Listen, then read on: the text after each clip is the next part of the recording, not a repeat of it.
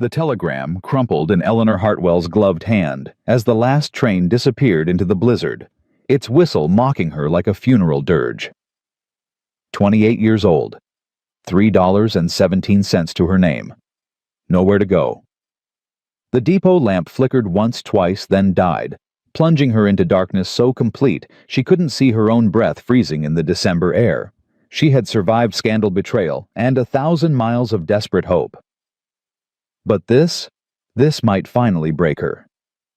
Before we continue, please subscribe and follow this story to the end. Comment which city you're watching from so I can see how far this journey has traveled.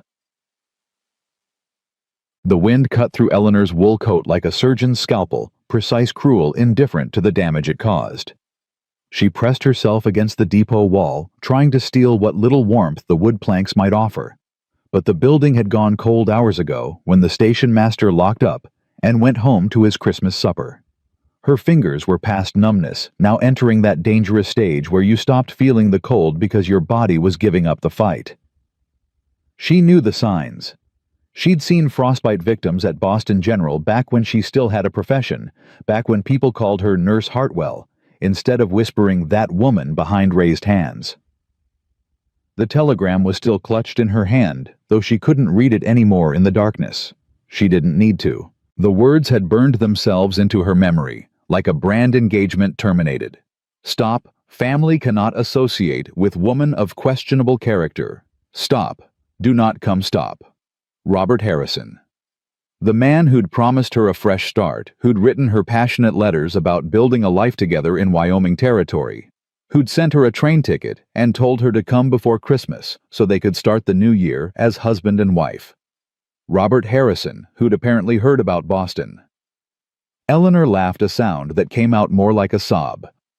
The irony was almost beautiful in its cruelty. She'd lost everything: her position at the hospital, her reputation, her future, because she'd refused to stay silent when Dr. Morrison put his hands where they didn't belong.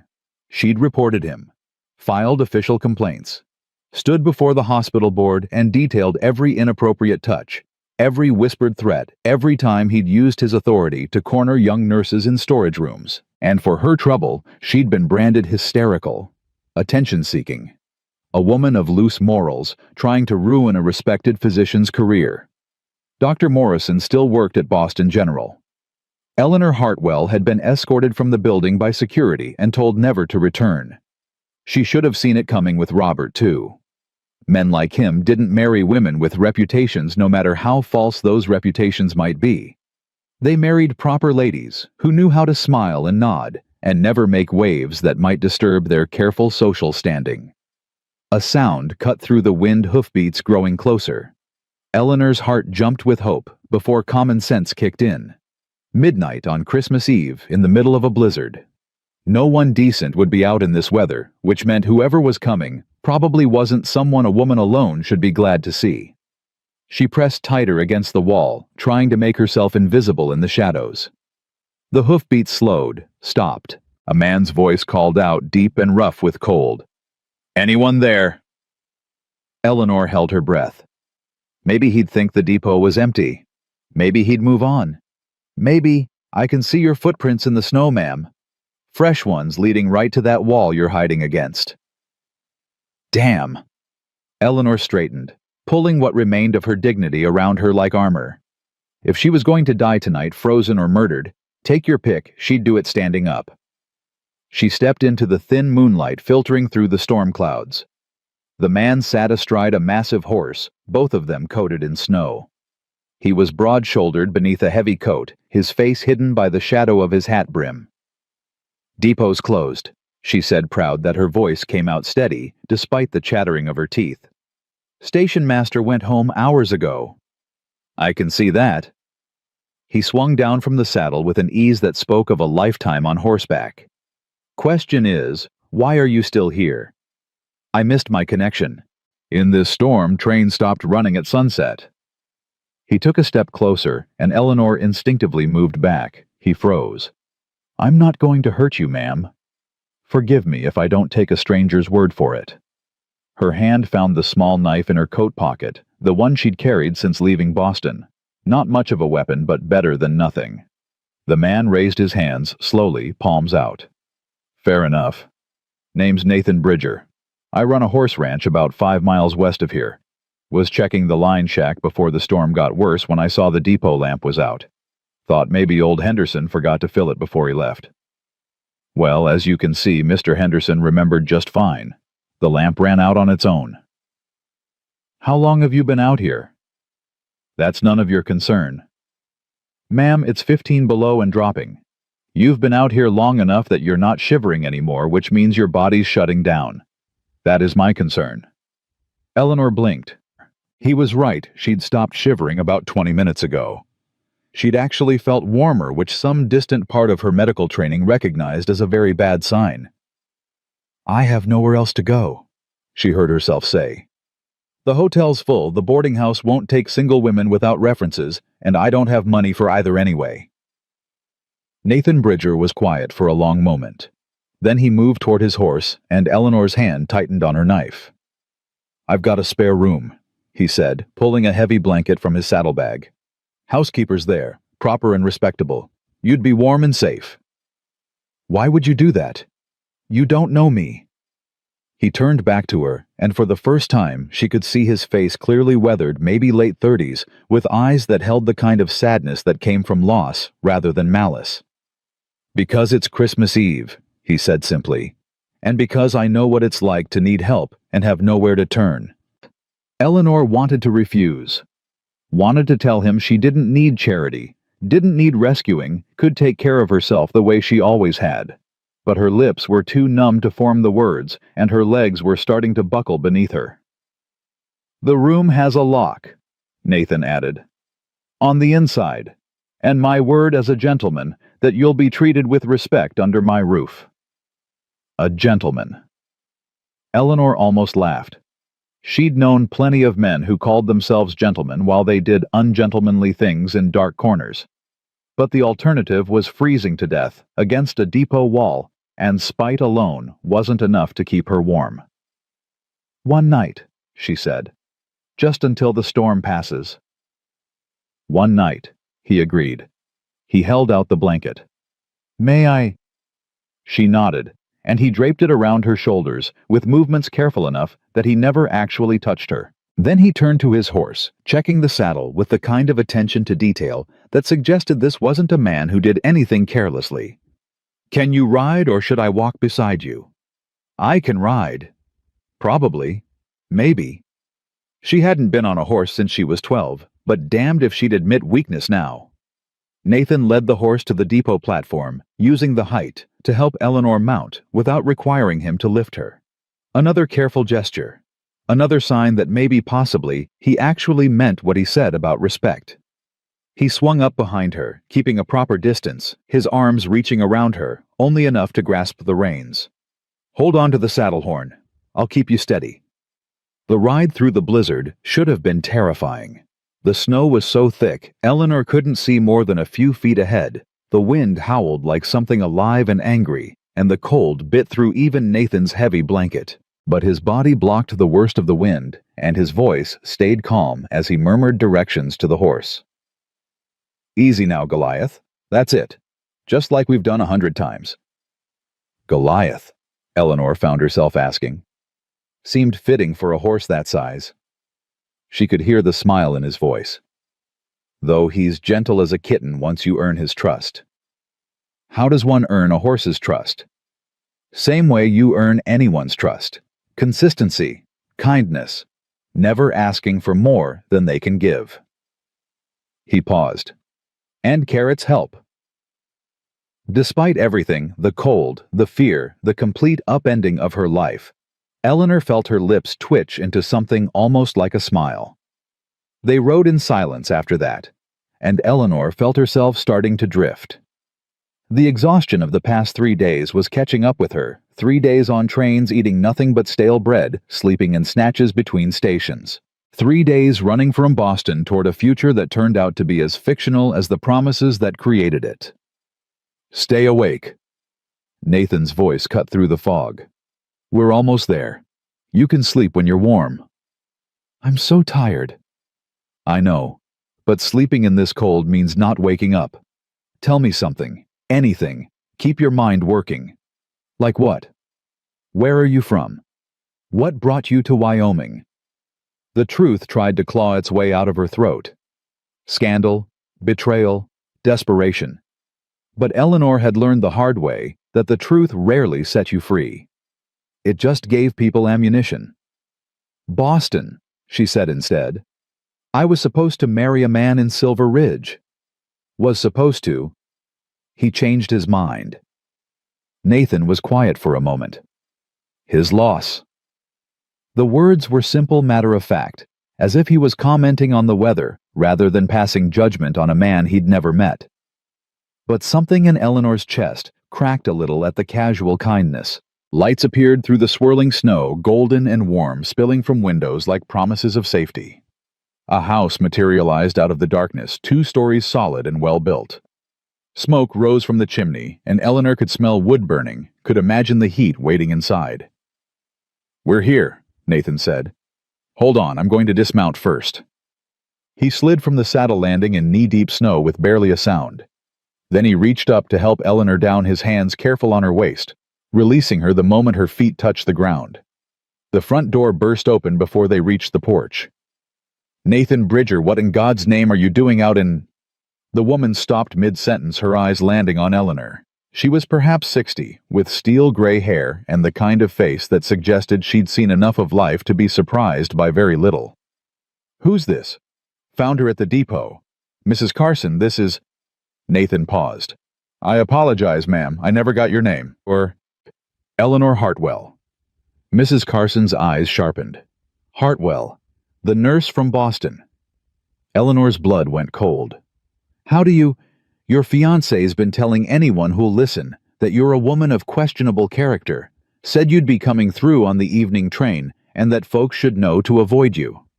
The older woman's expression was unreadable. "Come inside before you freeze to death. We'll sort out the character questions after you thaw out." Eleanor wanted to run. Wanted to disappear back into the blizzard rather than face another town's judgment, another round of whispers and sideways glances. But Nathan's hand was gentle on her elbow, guiding her toward the warmth, and she was too damn tired to fight anymore. The house wrapped around her like an embrace. Heat from a massive fireplace, the smell of pine and bread, and something cooking that made her stomach clench with hunger. A Christmas tree stood in the corner, decorated with strings of cranberries and paper ornaments that looked handmade. "Sit." Mrs. Carson pointed to a chair near the fire. "Nathan, get that wet coat off her before she catches pneumonia. I'll make tea." Nathan helped Eleanor out of her coat with the same careful respect he'd shown all night. Her hands were shaking so badly she couldn't work the buttons, and he took over without comment, his own hands steady and warm. "Thank you," she whispered. "Don't thank me yet. Mrs. Carson's got questions, and she won't be shy about asking them." "I heard that," the older woman called from the kitchen. Eleanor managed a weak laugh. "Is she always like this?" "Worse when she's being protective." Nathan hung her coat on a hook near the fire. "Fair warning, she was my wife's mother. Lost her daughter 5 years back. Been keeping house for me ever since, and she's got opinions about pretty much everything." "Your wife." Eleanor processed that information. "I'm sorry for your loss." Something flickered across Nathan's face, grief old and worn smooth by time. "Thank you. Lily was. She was everything good." Before Eleanor could respond, a sound from upstairs made them both turn. Footsteps quick and light, followed by a boy appearing on the landing. He couldn't have been more than 10, with dark hair that stuck up in every direction and eyes that went wide when he saw Eleanor. "Uncle Nate." "Who's that?" "This is Miss Hartwell, Tommy. She needed shelter from the storm." Nathan's voice gentled in a way that spoke of deep affection. "Come say hello properly." The boy Tommy descended the stairs with exaggerated caution, as if approaching a wild animal that might bolt. When he reached the bottom, he executed a surprisingly formal bow. "Pleased to meet you, Miss Hartwell." "The pleasure is mine, Tommy." Eleanor found herself charmed despite her exhaustion. "Though I apologize for arriving so late. It's Christmas Eve. We're supposed to help people on Christmas Eve." He looked at Nathan for confirmation. "Right, Uncle Nate?" "That's what Pa always said." "That's right." Nathan's hand found the boy's shoulder steady and protective. "Your father was wise about a lot of things." Mrs. Carson returned with a steaming mug. "Drink this. It's got honey and whiskey. Medical purposes only." Eleanor accepted the cup gratefully, wrapping her hands around its warmth. The tea was strong and sweet, the whiskey burning pleasantly as it went down. She could feel it spreading through her system, fighting back the cold that had settled into her bones. "Now then." Mrs. Carson settled into a chair across from her, hands folded in her lap, like a judge preparing to deliver a verdict. "Nathan says you were supposed to marry Robert Harrison. That was the plan. And he called off the engagement." "He did. Because of what happened in Boston." Eleanor met the older woman's eyes steadily. "Yes." "Tell me what happened. The truth, not whatever nonsense Robert's been spreading." This was it. The moment where Eleanor could defend herself, could explain that she'd only done what was right, what was necessary.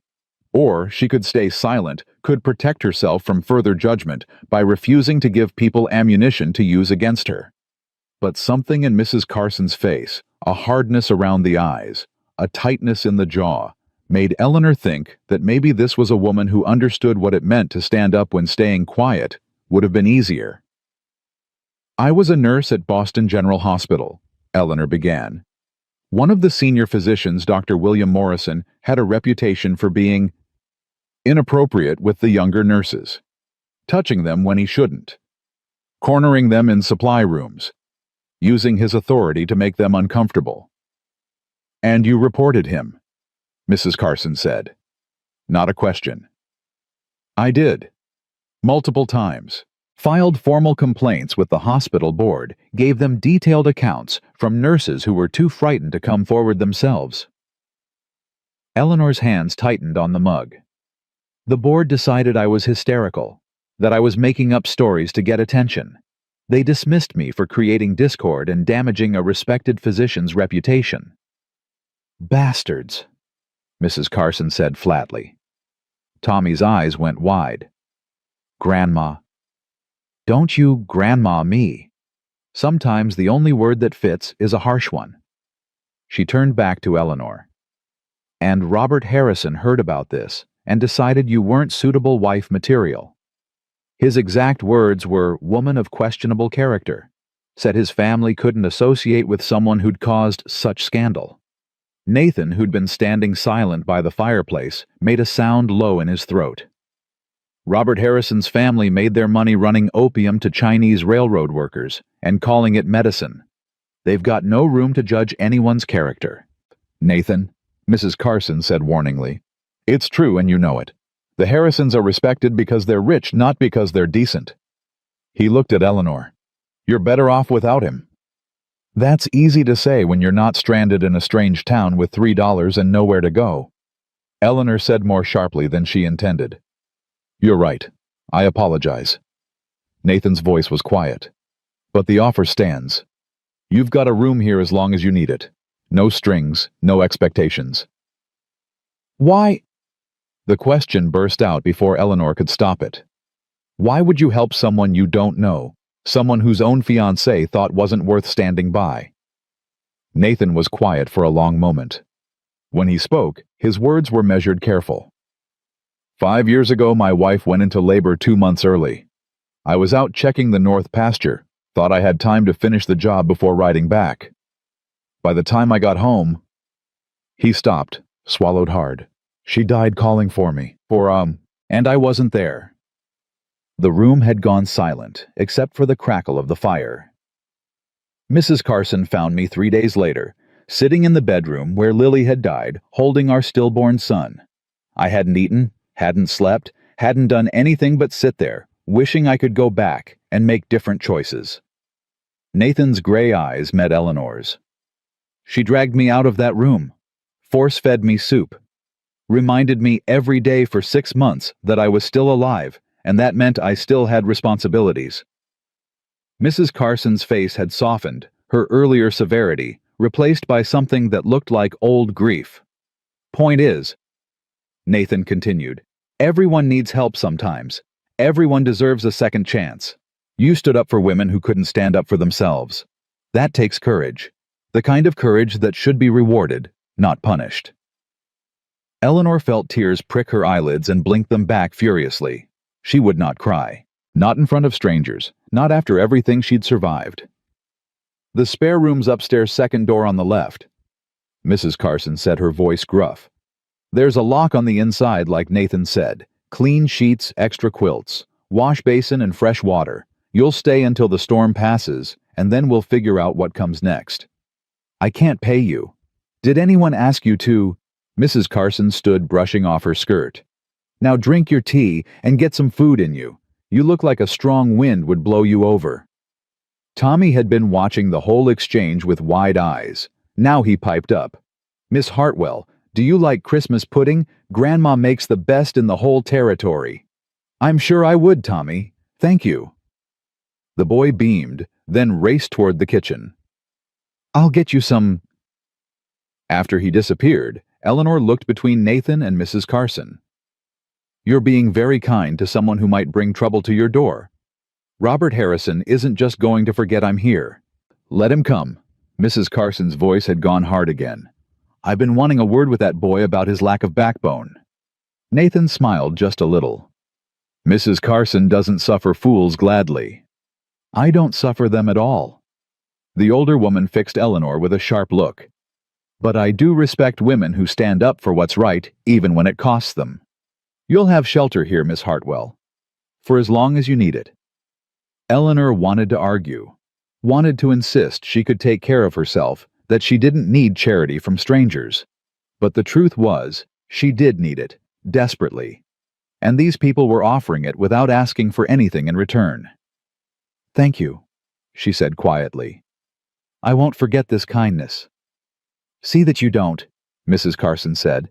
Then unexpectedly, her face softened. My daughter Lily used to say that the measure of a person wasn't in how they acted when things were easy, but in what they did when the cost was high. You paid a high cost for doing right. That tells me everything I need to know about your character. Tommy returned with a bowl of pudding practically bouncing with excitement. Here, it's still warm. Eleanor accepted it with gratitude that went beyond words. The pudding was sweet and rich, full of dried fruit and spices that spoke of careful preparation.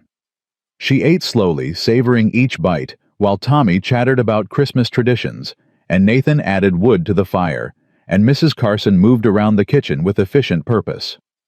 For the first time in months, Eleanor felt something that might have been hope. She finished the pudding, accepted a second cup of tea, and let the warmth of the house seep into her frozen bones. Eventually, Mrs. Carson declared it was time for bed and led her upstairs to a room that was simple but comfortable. A narrow bed with a thick quilt, a washstand with a flowered basin, and a window that looked out over what would probably be beautiful country once the sun rose. There's a nightgown in the dresser, Mrs. Carson said. Used to be Lily's. She'd want you to have it. Mrs. Carson, Ruth. My name's Ruth. The older woman's hand found Eleanor's shoulder, brief but warm. Get some sleep, child. Things always look different in the morning light.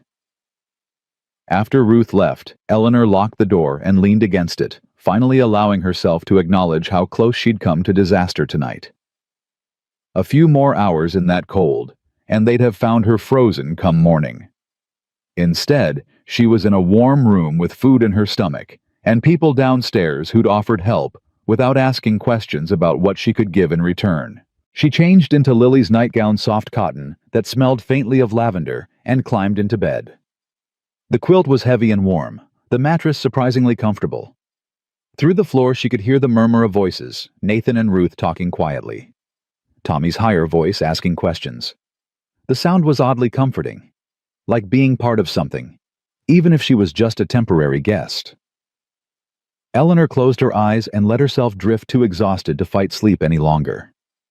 Tomorrow, she'd figure out what came next. Tomorrow, she'd face whatever consequences Robert Harrison's gossip had created. Tomorrow, she'd start putting together the pieces of her shattered life. But tonight, she was warm and safe. And for now, that was enough. Eleanor woke to voices arguing downstairs. She lay still for a moment, disoriented by the unfamiliar room and the pale winter light filtering through frost-covered windows. Then memory crashed back the depot, the blizzard Nathan Bridger's unexpected mercy. She sat up, wincing at the stiffness in her muscles, and strained to hear what was being said below. Absolutely inappropriate, Nathan, and you know it. That was Ruth Carson, her voice sharp with disapproval.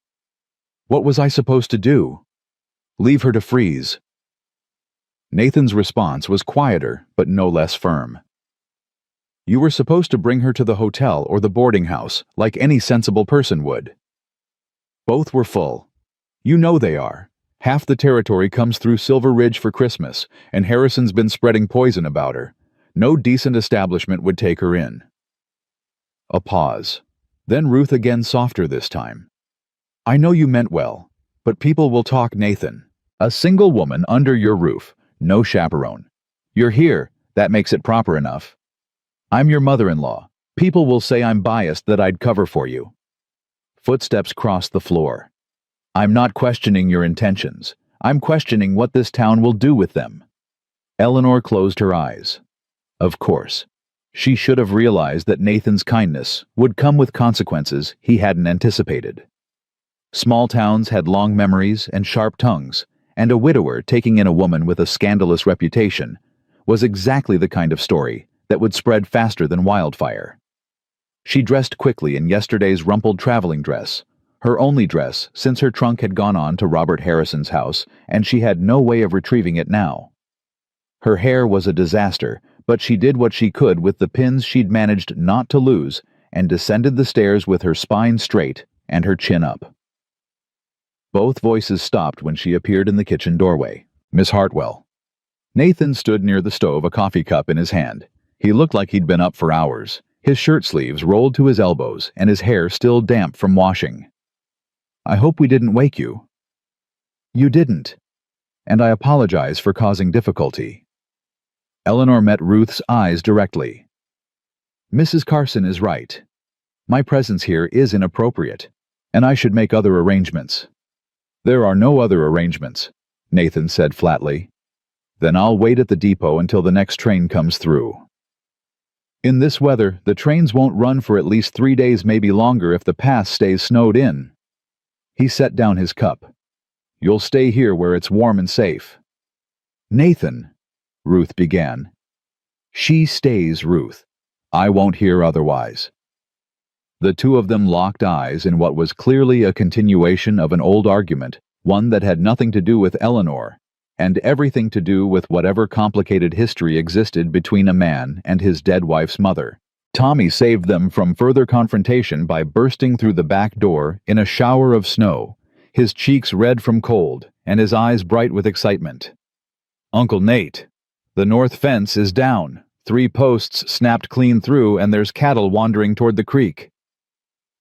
Nathan was moving before the boy finished speaking, grabbing his coat from the hook and pulling on boots.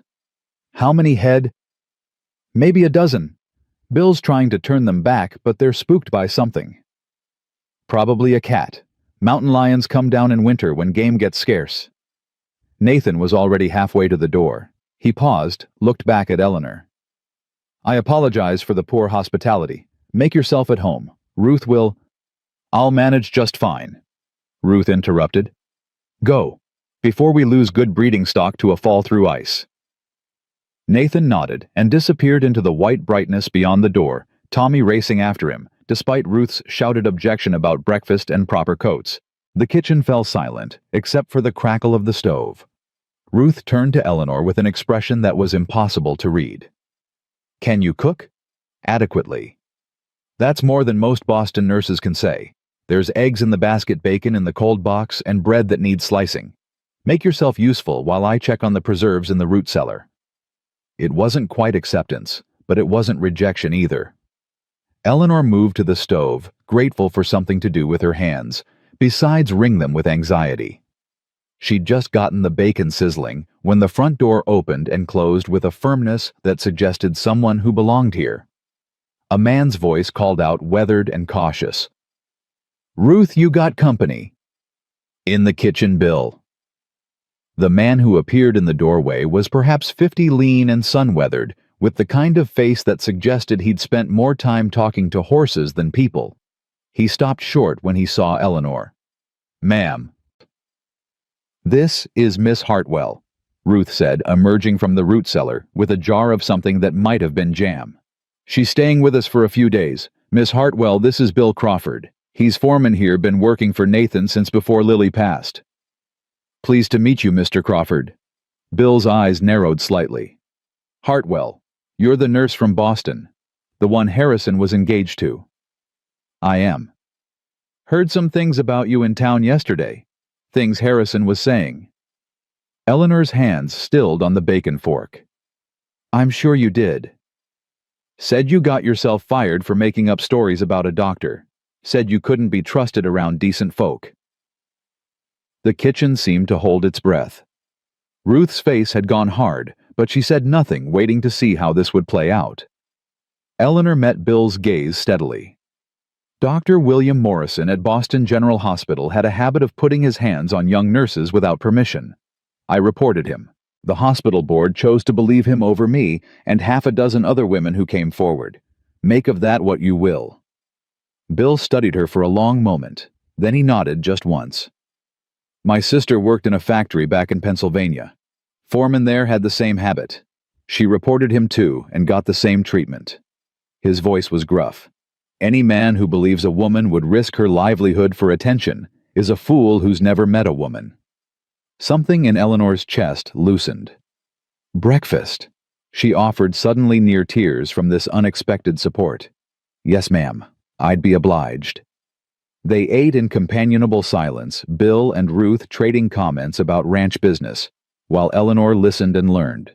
The Bridger Ranch ran about 300 head of cattle and specialized in breeding workhorses, massive draft animals, that sold to mines and freight companies throughout the territory. Nathan's father had started the operation 30 years ago, and Nathan had inherited it along with the responsibility of raising his brother's son after a stampede killed Thomas Bridger 2 years back.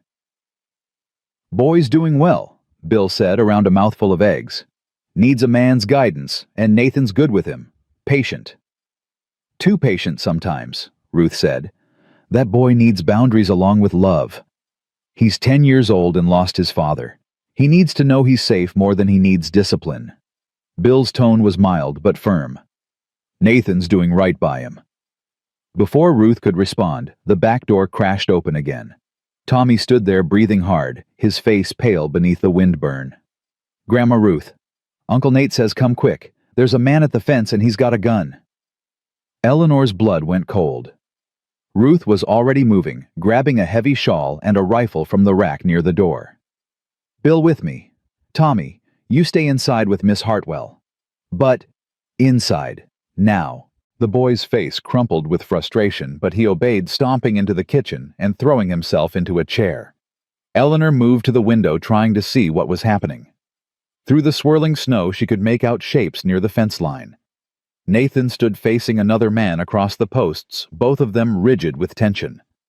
Ruth and Bill were approaching from behind Nathan Ruth's rifle, held with the casual competence of someone who knew how to use it. "Is that Robert Harrison?" Eleanor asked quietly. Tommy pressed his face against the window beside her. "Yeah. He comes around sometimes making trouble. Says Uncle Nate's land should belong to his family by rights." "On what grounds?"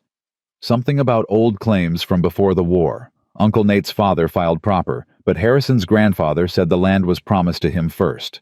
Tommy's voice dropped. "Nobody believes him except Colonel Thornton, and that's because Thornton wants to buy the land himself." Eleanor filed away the name Thornton for later consideration and focused on the scene unfolding outside. Even from a distance, she could see Robert Harrison's face was flushed with anger, could see the way his hand kept dropping toward the pistol at his hip. "We should be able to hear them," Tommy said suddenly. "There's a window in the study that's closer.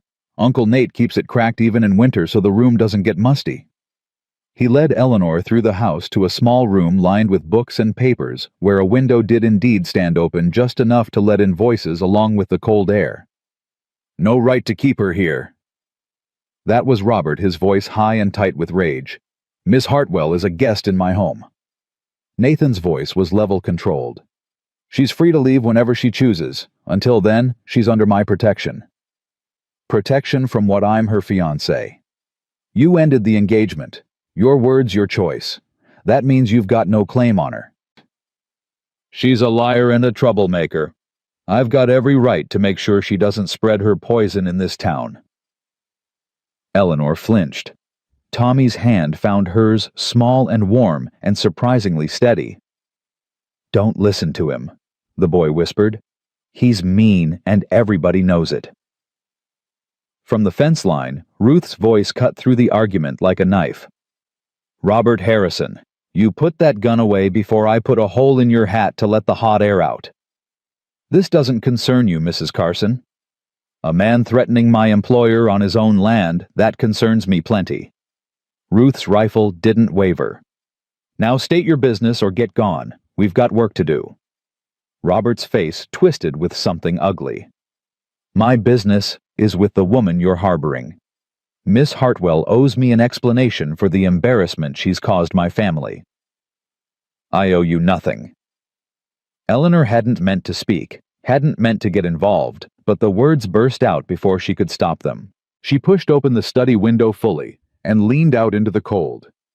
"You ended our engagement based on gossip without even asking for my side of the story. You owe me an apology, if anything." Robert's eyes found her, and the hatred in them was almost physical. "You destroyed a good man's reputation with your lies. I told the truth about what Dr. Morrison did. The fact that people chose not to believe me doesn't make it less true. You're a disgrace to decent women everywhere. And you're a coward who can't stand by someone the moment it becomes inconvenient." Eleanor's voice rose despite her intention to stay calm. "You wrote me letters about love and partnership, about building a life together. But the first time that life required you to show some backbone, you folded like a cheap suit." Nathan had turned to look at her, something that might have been admiration flickering across his face. Bill was grinning openly. Even Ruth's stern expression had softened into something that looked almost like pride. Robert, on the other hand, looked like he might explode. "You'll regret this, both of you." He swung his gaze from Eleanor to Nathan. "Bridger, you take her side. You're making an enemy of every respectable family in this territory." "Then I guess I'll have to live with that," Nathan said calmly. "Colonel Thornton won't like it. He's got plans for this land, and he doesn't take kindly to people who oppose him." "Thornton can take his plans, and—" Nathan stopped himself with visible effort. "Tell the Colonel I'm not interested in selling, and I'm not interested in his opinion about my house guests." Robert's hand moved toward his gun. Bill's rifle came up in the same instant. "Don't." The moment stretched out taut as a wire. Eleanor realized she was holding her breath, her hand gripping Tommy's so tight, the boy made a small sound of protest. Then Robert seemed to deflate his hand, falling away from his weapon. "This isn't over, Bridger. You're protecting a woman of loose morals, and people will hear about it. The whole town will know you're keeping her here unchaperoned. Ruth Carson lives under this roof. That's chaperone enough for anyone with sense." Nathan's voice had gone quiet, which somehow made it more dangerous. "Now get off my land before I have Bill escort you off at gunpoint." Robert wheeled his horse around and spurred it toward town snow, flying from its hooves. The three figures at the fence line stood watching until he disappeared into the white distance. Eleanor sagged against the window frame, suddenly shaking. "He was going to draw," Tommy said, his voice small and scared. "He almost drew on Uncle Nate." "But he didn't." Eleanor tried to make her voice steady. "Your uncle handled it. This time. But Mr. Harrison's got friends. Rich friends who don't like Uncle Nate because he won't sell them the ranch." Tommy looked up at her with eyes too old for his face. "Are you really going to stay, even though it'll cause trouble?" Eleanor wanted to lie, wanted to promise she'd leave and take the trouble with her. But this boy had already lost too much to lies, even comfortable ones. "I don't know yet, Tommy. That depends on a lot of things." "Do you want to stay?" The question hit her unexpectedly hard. Did she want to stay, In this house that smelled like pine and bread, with these people who'd offered help without asking for anything in return, in this frozen wilderness that was nothing like the life she'd planned. "I think I might," she said slowly, "if I'm welcome. If my being here doesn't cause your uncle more problems than he deserves." Tommy's face broke into a grin. "You're welcome. I heard Uncle Nate tell Grandma Ruth this morning that you had courage, and courage is always welcome at Bridger Ranch." Before Eleanor could respond, the back door opened and closed.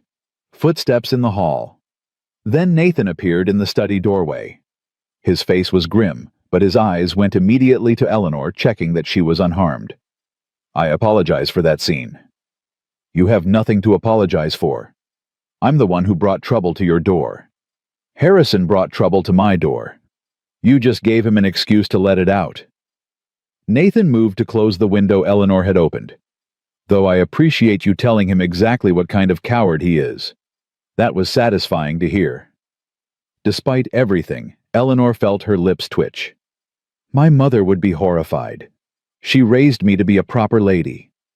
"Your mother raised you to speak truth. That's better than proper any day." Ruth appeared behind Nathan, still carrying her rifle.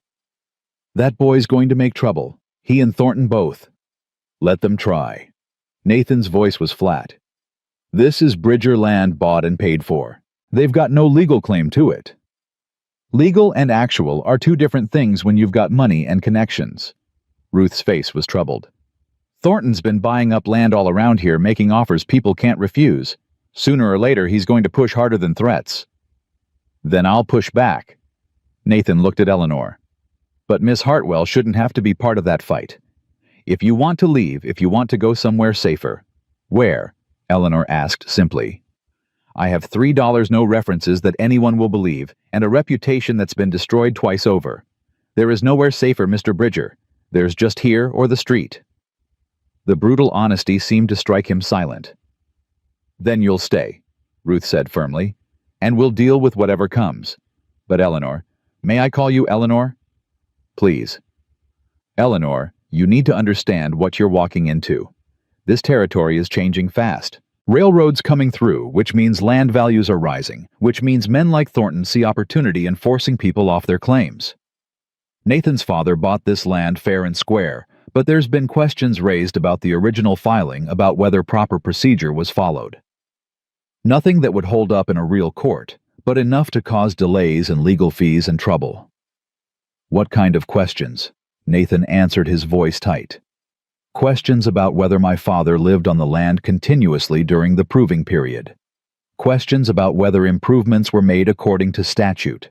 Questions about whether a man who'd fought for the Union had the right to claim land in territory that was officially neutral but Confederate sympathizing. That's absurd. The Homestead Act applied to any citizen who'd never taken up arms against the United States. You know that, I know that. But Thornton's got a lawyer from back east who's good at making simple things complicated." Nathan rubbed his face tiredly. "He's offered to buy me out 3 times now. Fair price, he says, for a property that might not legally be mine. Each time I refuse, the legal pressure increases." Eleanor felt something cold settle in her stomach. "And my being here gives him more ammunition, a moral failing to add to the legal questions." "That's about the size of it," Bill said from the doorway. He'd followed Ruth inside, tracking snow across the clean floor. "Sorry, Ruth. Harrison spread word all over town that Bridger's keeping a fallen woman under his roof. By tonight, every respectable family in Silver Ridge will be talking about it." "Let them talk," Nathan said. "Talk turns into testimony if this goes to a territorial judge," Ruth pointed out. "Character matters in land disputes. If Thornton can paint you as morally unfit, it strengthens his claim that you're not a proper steward of the property." The trap was elegant in its simplicity. Eleanor's presence here compromised Nathan's reputation, which compromised his legal standing, which gave Thornton exactly what he needed to challenge the land claim. And the only way to avoid it was for Eleanor to leave, which would mean certain destitution for her and moral victory for the men who'd already destroyed her life once. "There might be a solution," Eleanor heard herself say, "though it's not one any of us will like." 4 pairs of eyes turned to her. "What kind of solution?" Nathan asked. Eleanor took a deep breath. "We get married." The silence that followed was absolute. Then Ruth laughed sharp and short. "That's your solution. Jump from the frying pan straight into the fire. Think about it. A wife can't compromise her husband's morals. My presence here becomes respectable overnight. And as Mrs. Bridger, I'd have legal standing to help defend the property claim." "You'd also be trapped," Nathan said quietly. "Married to a stranger tied to a place you didn't choose with no way out if things go wrong. As opposed to my current situation, which is so much better." Eleanor met his eyes. "I'm practical, Mr. Bridger. This solves both our problems. You get respectability and an extra pair of hands to help with whatever fight is coming. I get safety and purpose. It's a business arrangement, nothing more." Marriage is more than a business arrangement. Your marriage was. Mine would be different. She was surprised by how steady her voice sounded. "I've already lost one engagement to scandal. I'm not fool enough to expect romance at this point, but partnership, mutual benefit. Those I understand." Tommy looked between them with wide eyes. "Are you really going to marry Uncle Nate?" Eleanor stopped. "That depends on whether he agrees to the arrangement." Nathan had gone very still, his face unreadable. When he finally spoke, his words were carefully measured. "You'd be taking on more than you know. This ranch is remote, the work is hard, and the winters are brutal. You'd be isolated for months at a time, and if Thornton escalates his campaign, you could be in actual danger." "I'm already in danger, Mr. Bridger. At least here I'd be in danger with people who've shown me kindness." "And what would you want from this arrangement, besides safety?" The question surprised her. "What do you mean?" "I mean, what would make this tolerable for you? What would you need to not regret the choice?" Eleanor considered. "Respect. Honest communication. The freedom to be useful rather than ornamental. And the understanding that this is a partnership of equals, not a rescue." Something flickered in Nathan's eyes. "And if I wanted more than a business arrangement eventually, if I wanted a real marriage—" Her heart jumped uncomfortably. "Then we'd discuss it, like partners do." "Uncle Nate," Tommy said, urgently tugging on Nathan's sleeve. "Say yes. Please, Miss Eleanor's nice, and she makes good eggs, and Mr. Harrison won't be able to say mean things about us anymore if she's family." Ruth made a sound that might have been exasperation or amusement. "Lord have mercy, you're actually considering this insanity." "I'm considering that it solves multiple problems at once," Nathan said. "And that Eleanor's right, it would give her legal standing to help defend the claim. A wife's testimony carries weight. A temporary house guest's doesn't." "It's too fast," Ruth protested. "You barely know each other. I knew Lily for 3 months before I proposed. You didn't object then. That was different. You loved Lily. And I respected her, which is a better foundation for marriage than romance, according to my mother." Nathan looked at Eleanor. "She used to say love was what happened after you'd chosen to build a life with someone not before." "Wise woman," Eleanor said softly.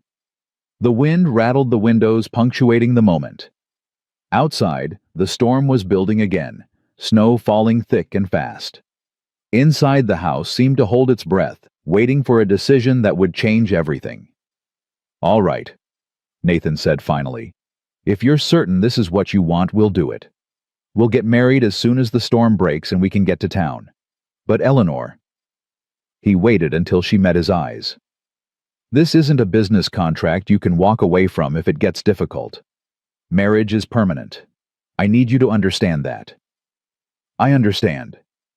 "And you're sure? Absolutely sure?" Eleanor thought about Boston, about Dr. Morrison's hands, and the hospital board's dismissal, about Robert Harrison's cowardice, and $3 in her pocket and nowhere else to turn. Then she thought about this house, these people, the unexpected kindness of strangers who'd become something more. "I'm sure." Nathan nodded slowly. Then he extended his hand formal, as a business deal. "Then we have an agreement, Miss Hartwell." Eleanor took his hand, feeling the calluses and warmth and strength of it. "We do, Mr. Bridger." Tommy let out a whoop and threw his arms around both of them, nearly knocking Eleanor off balance. Ruth muttered something about insanity and stubbornness, and Bridger men never doing anything the sensible way. Bill just grinned and said he'd go tell the Hands there'd be a wedding, and wasn't that something to celebrate on a cold winter day? As the chaos swirled around her, Eleanor felt something settle in her chest. Not happiness exactly, and certainly not the romantic joy she'd once imagined for her wedding day, but something solid and real and strangely right.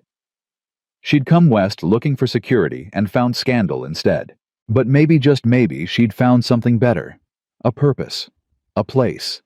A chance to build something meaningful from the ashes of everything she'd lost. The storm howled outside, but inside Bridger Ranch there was warmth and light, and the sound of a family beginning to form around the edges of a practical arrangement. It would have to be enough. The storm broke 2 days later, leaving behind a world transformed into crystalline white silence. Eleanor stood at the kitchen window, watching Nathan and Bill dig out the barn, their breath forming clouds in the frozen air.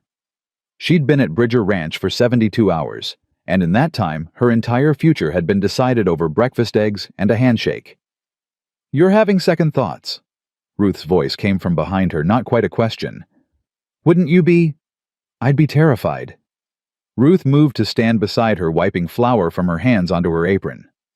"But terror and wrong aren't the same thing." Eleanor glanced at the older woman. "You don't approve of this arrangement." "I didn't say that." "You didn't have to. You've been watching me like I'm a fox in the henhouse ever since Nathan agreed." Ruth was quiet for a moment, her eyes on the men outside. "My daughter loved that man with everything she had, and he loved her the same way. Watching them together was like watching two halves of the same soul find each other." Her voice went soft. "When she died, something in Nathan died with her. For 5 years I've watched him go through the motions of living without actually being alive. And now here you come and suddenly he's making decisions, taking risks, showing fight again. You're afraid I'll hurt him. I'm afraid you'll wake him up just enough to make it hurt worse when you leave." Eleanor turned to face Ruth fully. "I'm not leaving. I gave my word." "Words are easy. Living up to them when things get hard, that's what counts." Ruth's gaze was sharp, assessing. "You've been hurt, Eleanor, badly, by men who should have protected you. I understand that. But Nathan's been hurt too, and he's got a boy depending on him who can't take another loss. So I need to know, are you marrying my son-in-law because you want to build something real, or because you're running from something broken?" The question struck deeper than Eleanor expected. She thought about Dr. Morrison's hands, about the hospital board's dismissal, about Robert Harrison's telegram crumpling in her frozen fingers.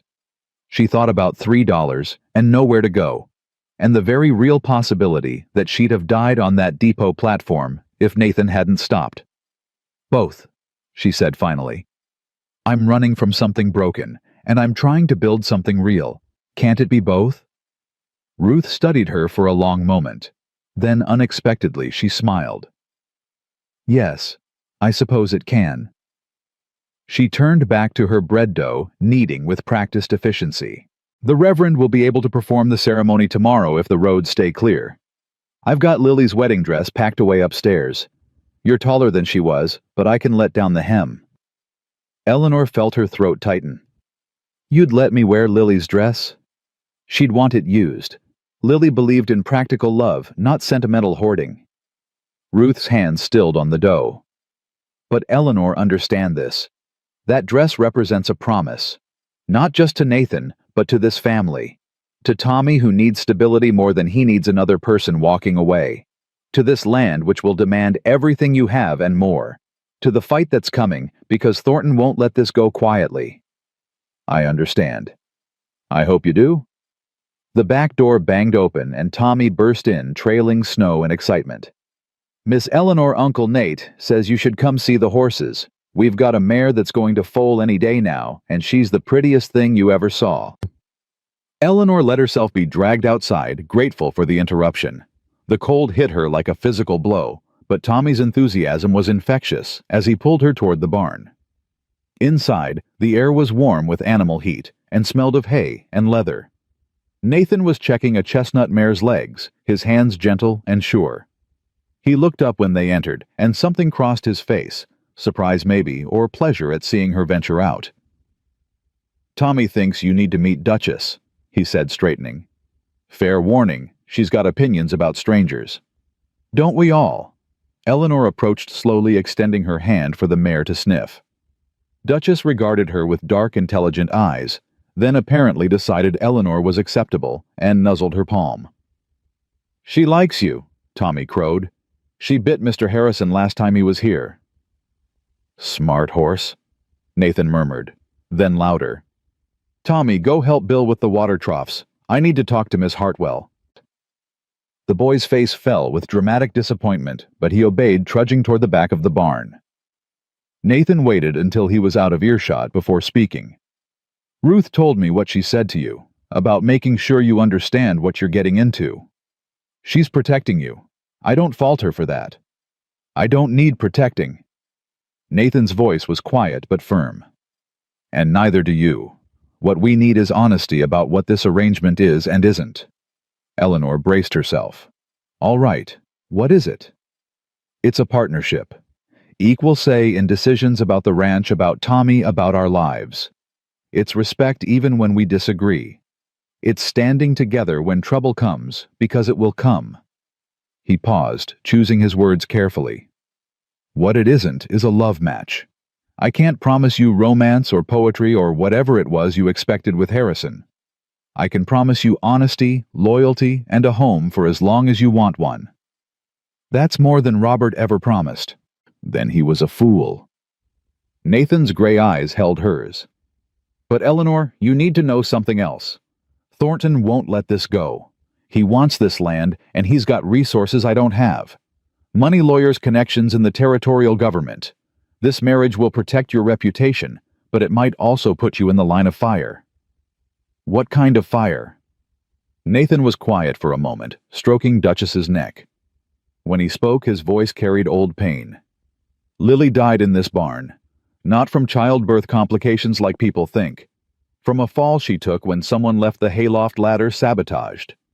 She was 8 months pregnant, came out to check on a sick calf, and the ladder gave way under her weight." Eleanor felt ice form in her veins. "Someone sabotaged it." "I can't prove it. Bill checked the ladder afterward, said the break was clean like it had been sawed partway through. But there were no witnesses, no evidence that would hold up legally. The territorial marshal called it an accident." Nathan's jaw was tight. But 3 weeks before she died, Thornton had made his first offer to buy the ranch, and Lily was the one who told him no, told him Bridger land wasn't for sale at any price. "You think Thornton killed your wife?" "I think Thornton wants this land badly enough that people who stand in his way tend to have accidents." Nathan met her eyes. "I'm telling you this because you deserve to know what you're marrying into. This isn't just about respectability or business arrangements. It could be dangerous." Eleanor thought about Boston, about standing before the hospital board and knowing her career was over, but speaking truth anyway. About choosing conscience over safety, even when the cost was everything she'd worked for. "I've been in danger before," she said quietly. "At least here, I'd know who my enemies are." Something flickered in Nathan's expression. Respect maybe, or the beginning of something deeper. "All right then. Tomorrow we'll ride into town and make this official. But tonight, I think we should tell Tommy properly. He deserves to understand what's happening." They found the boy in the tack room, supposedly organizing bridles, but actually carving something into a piece of scrap wood with a knife that looked too large for his hands. He looked up guiltily when they entered. "I'm not making a mess, Uncle Nate. I promise I'll clean up." "What are you making?" Eleanor asked. Tommy held up the wood shyly. It was rough, but recognizable, a horse mid-gallop with careful detail in the mane and tail. "It's supposed to be Duchess, for when her foal comes, so I can remember what she looked like before." "It's beautiful, Tommy." "Really?" His face lit up. "Pa used to carve. He made me a whole set of animals before he died. I'm trying to learn, but I'm not very good yet." Nathan knelt beside his nephew, his voice gentle. You're better than you think. Your father would be proud. He paused. Tommy, Miss Hartwell and I need to talk to you about something important. The boy's eyes went wide. Are you really getting married? Yes. Tomorrow, if Reverend Murphy can perform the ceremony. And Miss Eleanor will stay here forever. That's the plan. Tommy launched himself at Eleanor with enough force to make her stumble. His arms wrapped around her waist, his face pressed against her coat, and she felt him trembling. Hey now, she said softly, her hand finding his hair. What's this about? I don't want you to leave like Ma did. His voice was muffled against her coat. Everybody leaves. Eleanor's heart cracked. She knelt down to his level, taking his face in her hands. Tommy, look at me. I'm making a promise to your uncle tomorrow, and I don't break promises. I'm staying. You understand? But what if something bad happens? What if the ladder breaks again, or... Tommy. Nathan's voice was rough with emotion. Nothing's going to happen to Miss Eleanor. I won't let it. You couldn't stop it before. The words hung in the air like smoke. Nathan flinched as if struck, and Eleanor saw the guilt he carried written across his face. He blamed himself for Lily's death, for not being there, for not protecting her. No, Nathan said quietly. I couldn't stop it before. But I've learned from that mistake. This time I'll be more careful. We all will be. Promise? Tommy's voice was small. I promise. The boy seemed to accept this, wiping his eyes on his sleeve. Can I call her Aunt Eleanor after you're married? If she doesn't mind. Tommy looked at Eleanor hopefully. She felt something shift in her chest, some wall she'd been maintaining since Boston crumbling under the weight of this child's need. I'd like that very much. They walked back to the house through snow that crunched beneath their boots, Tommy chattering between them about wedding plans and whether there would be cake, and could he please wear his Sunday suit even though it was getting too small. The normalcy of it felt surreal against the backdrop of sabotaged ladders and dangerous enemies. That evening, Ruth pulled out Lily's wedding dress. It was simpler than Eleanor expected, cream-colored wool with pearl buttons and lace at the collar, practical enough for frontier life, but beautiful in its simplicity. She made it herself. Ruth set her fingers gentle on the fabric. Spent 6 months on the lacework. Said if she was going to marry a rancher, she wanted a dress she could actually move in. Eleanor touched the lace carefully. It's lovely. Try it on. I need to see where to let down the hem. In the privacy of the guest room, Eleanor slipped into the dress. It fit surprisingly well through the bodice, though Ruth was right about the length. She stared at herself in the small mirror, seeing a stranger in a dead woman's dress about to marry a man she'd known for 3 days. A knock on the door made her turn. Come in. Ruth entered carrying a sewing basket. She stopped short when she saw Eleanor, her face doing something complicated. You look like her, not in features but in the way you hold yourself.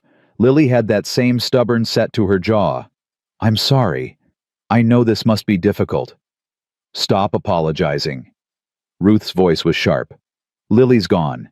I've made my peace with that even if Nathan hasn't. But you're here and you're willing to stand beside him when another woman would run. That counts for something. She knelt to pin the hem, her movements practiced and sure. After a moment, she spoke again, quieter. I need to tell you something about Colonel Thornton. Something Nathan might not because he's trying to protect you, fool man. Eleanor waited. Thornton didn't just want this land, he wanted Lily. Made her an offer to leave Nathan, set her up proper in Denver, give her a life easier than what a rancher's wife could expect. She laughed in his face. Told him she'd rather die poor with a good man than live rich with a snake.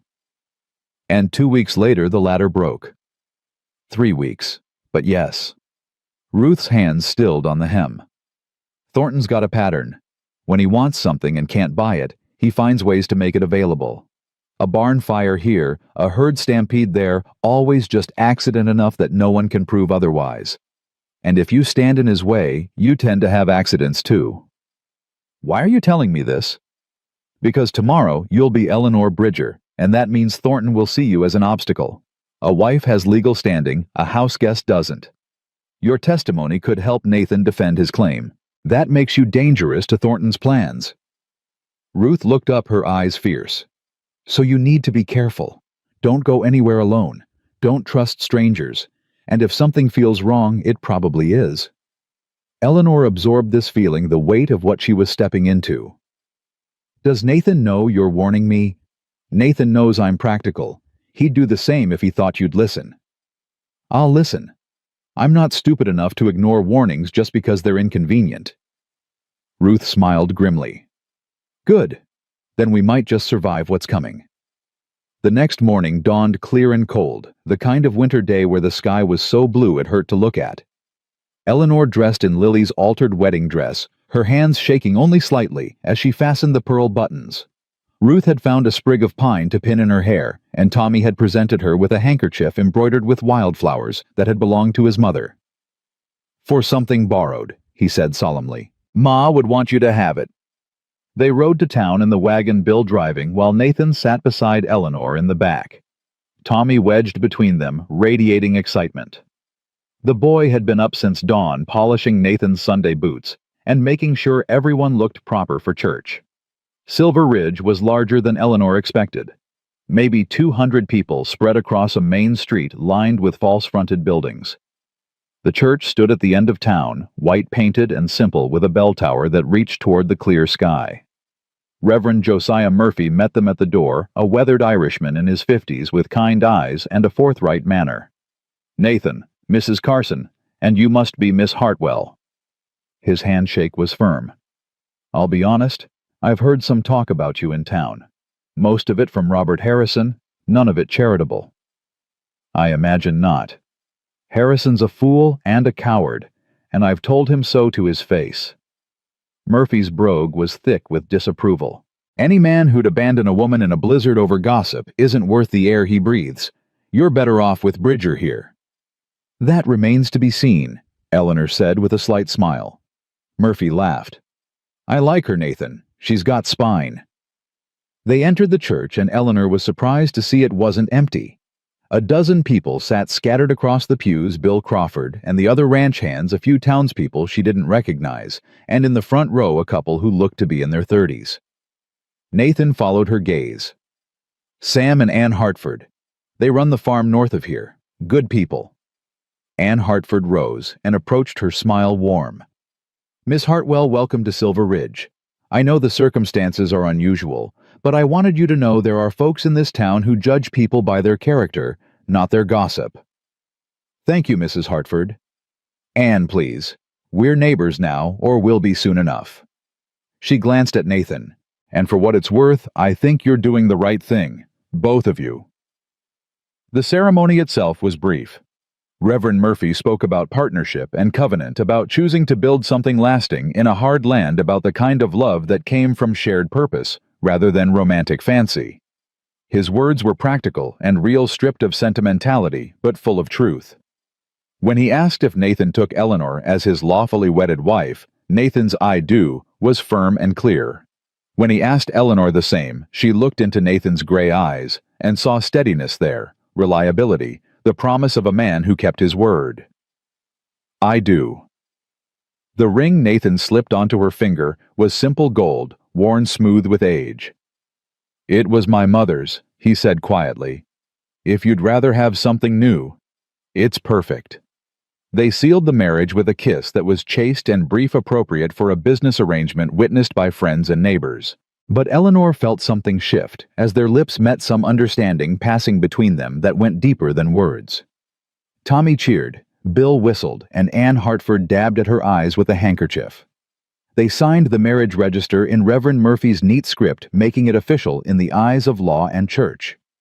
Eleanor Hartwell became Eleanor Bridger in a ceremony that lasted less than 20 minutes, standing in a borrowed dress, beside a man she barely knew, promising to build a life from the ruins of everything she'd lost. As they left the church, Ann Hartford pressed a small package into Eleanor's hands.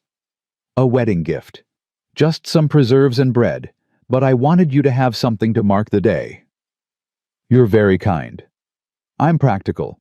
New wives need friends, especially when they're marrying into complicated situations." Anne's voice dropped. If you need anything, and I mean anything, you send word. Sam and I don't have much, but what we have we share. Before Eleanor could respond, a commotion from the street drew everyone's attention. A black carriage had pulled up in front of the church, expensive and out of place in this frontier town. The door opened, and a man stepped out. Colonel Beauregard Thornton was perhaps 50, with silver hair and the upright bearing of career military. His Confederate gray coat was immaculate despite the muddy streets, and his pale blue eyes swept across the assembled group with cold assessment. "Bridger," he said, his voice cultured and southern soft. "I heard you were getting married. Thought I'd offer my congratulations." "We don't need your congratulations, Thornton." Nathan's voice had gone flat. "Now is that any way to greet a neighbor?" Thornton's smile didn't reach his eyes.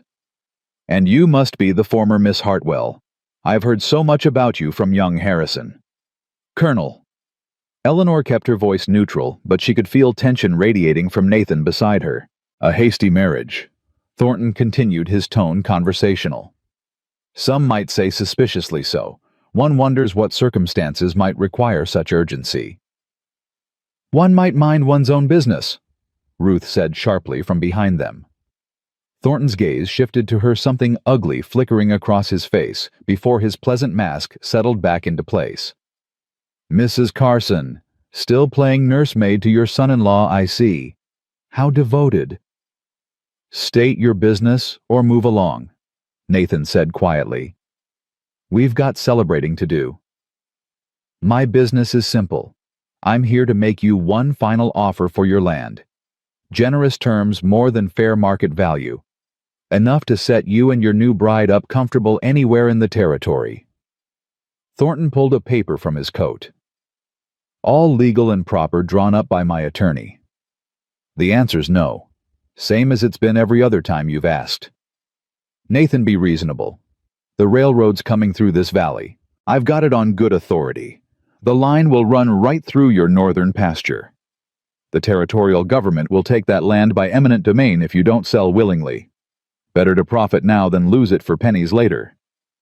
Eleanor felt Nathan tense beside her. "You seem awful certain about where that railroad's going." "I have connections in Helena. They keep me informed."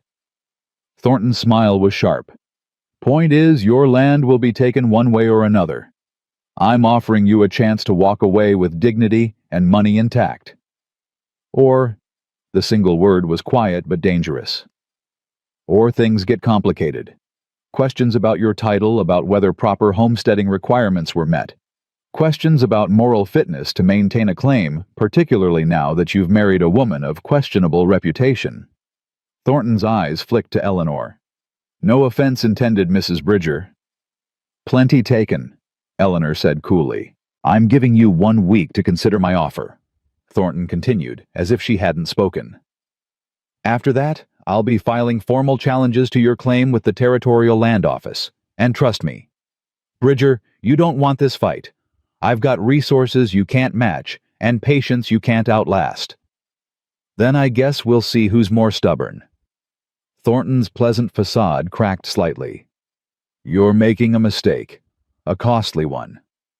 That's my right as a property owner. For now." Thornton climbed back into his carriage. 1 week, Bridger. Think about it carefully. Think about what you stand to lose." The carriage pulled away, leaving behind ruts in the muddy street and a tension thick enough to cut. Reverend Murphy broke the silence first. "That man's got a cold soul." "He's dangerous," Ann Hartford said quietly. Sam heard from the territorial marshal that Thornton's been buying up land all through this valley. Anyone who refuses his offers seems to have unfortunate accidents. "Like Lily," Tommy said, his voice small. Nathan's hand found the boy's shoulder. "We're not having this conversation today. Today's supposed to be about celebration, not worry." But the celebration felt hollow after Thornton's visit. They returned to the ranch in subdued silence, and even Ruth's attempt at a wedding dinner couldn't shake the shadow that had fallen over the day. That night, Eleanor stood in what was now her bedroom. Nathan had insisted she take the larger room while he moved to the smaller one down the hall. Through the window, she could see the barn where Lily had died, could imagine the terror of falling while pregnant, the knowledge that you were dying and taking your unborn child with you. A soft knock on the door made her turn. "Come in." Nathan entered, still in his wedding clothes, looking uncertain in a way she hadn't seen before. "I wanted to make sure you were all right. After Thornton's threats." "I've survived worse threats." "Maybe, but those threats weren't backed by money and territorial connections." He moved to stand beside her at the window. "Eleanor, I need you to understand something. If you want to leave, if this is too much, I'll help you get somewhere safe. Give you money, references, whatever you need. You don't have to stay just because we went through with the ceremony." Eleanor looked at him. This man who'd saved her from freezing, who'd offered shelter without asking for anything in return, who was now trying to give her an escape route from the very marriage she'd proposed. "Do you want me to leave?" "No. God, no." The words came out raw. "But I won't trap you in something that might get you killed."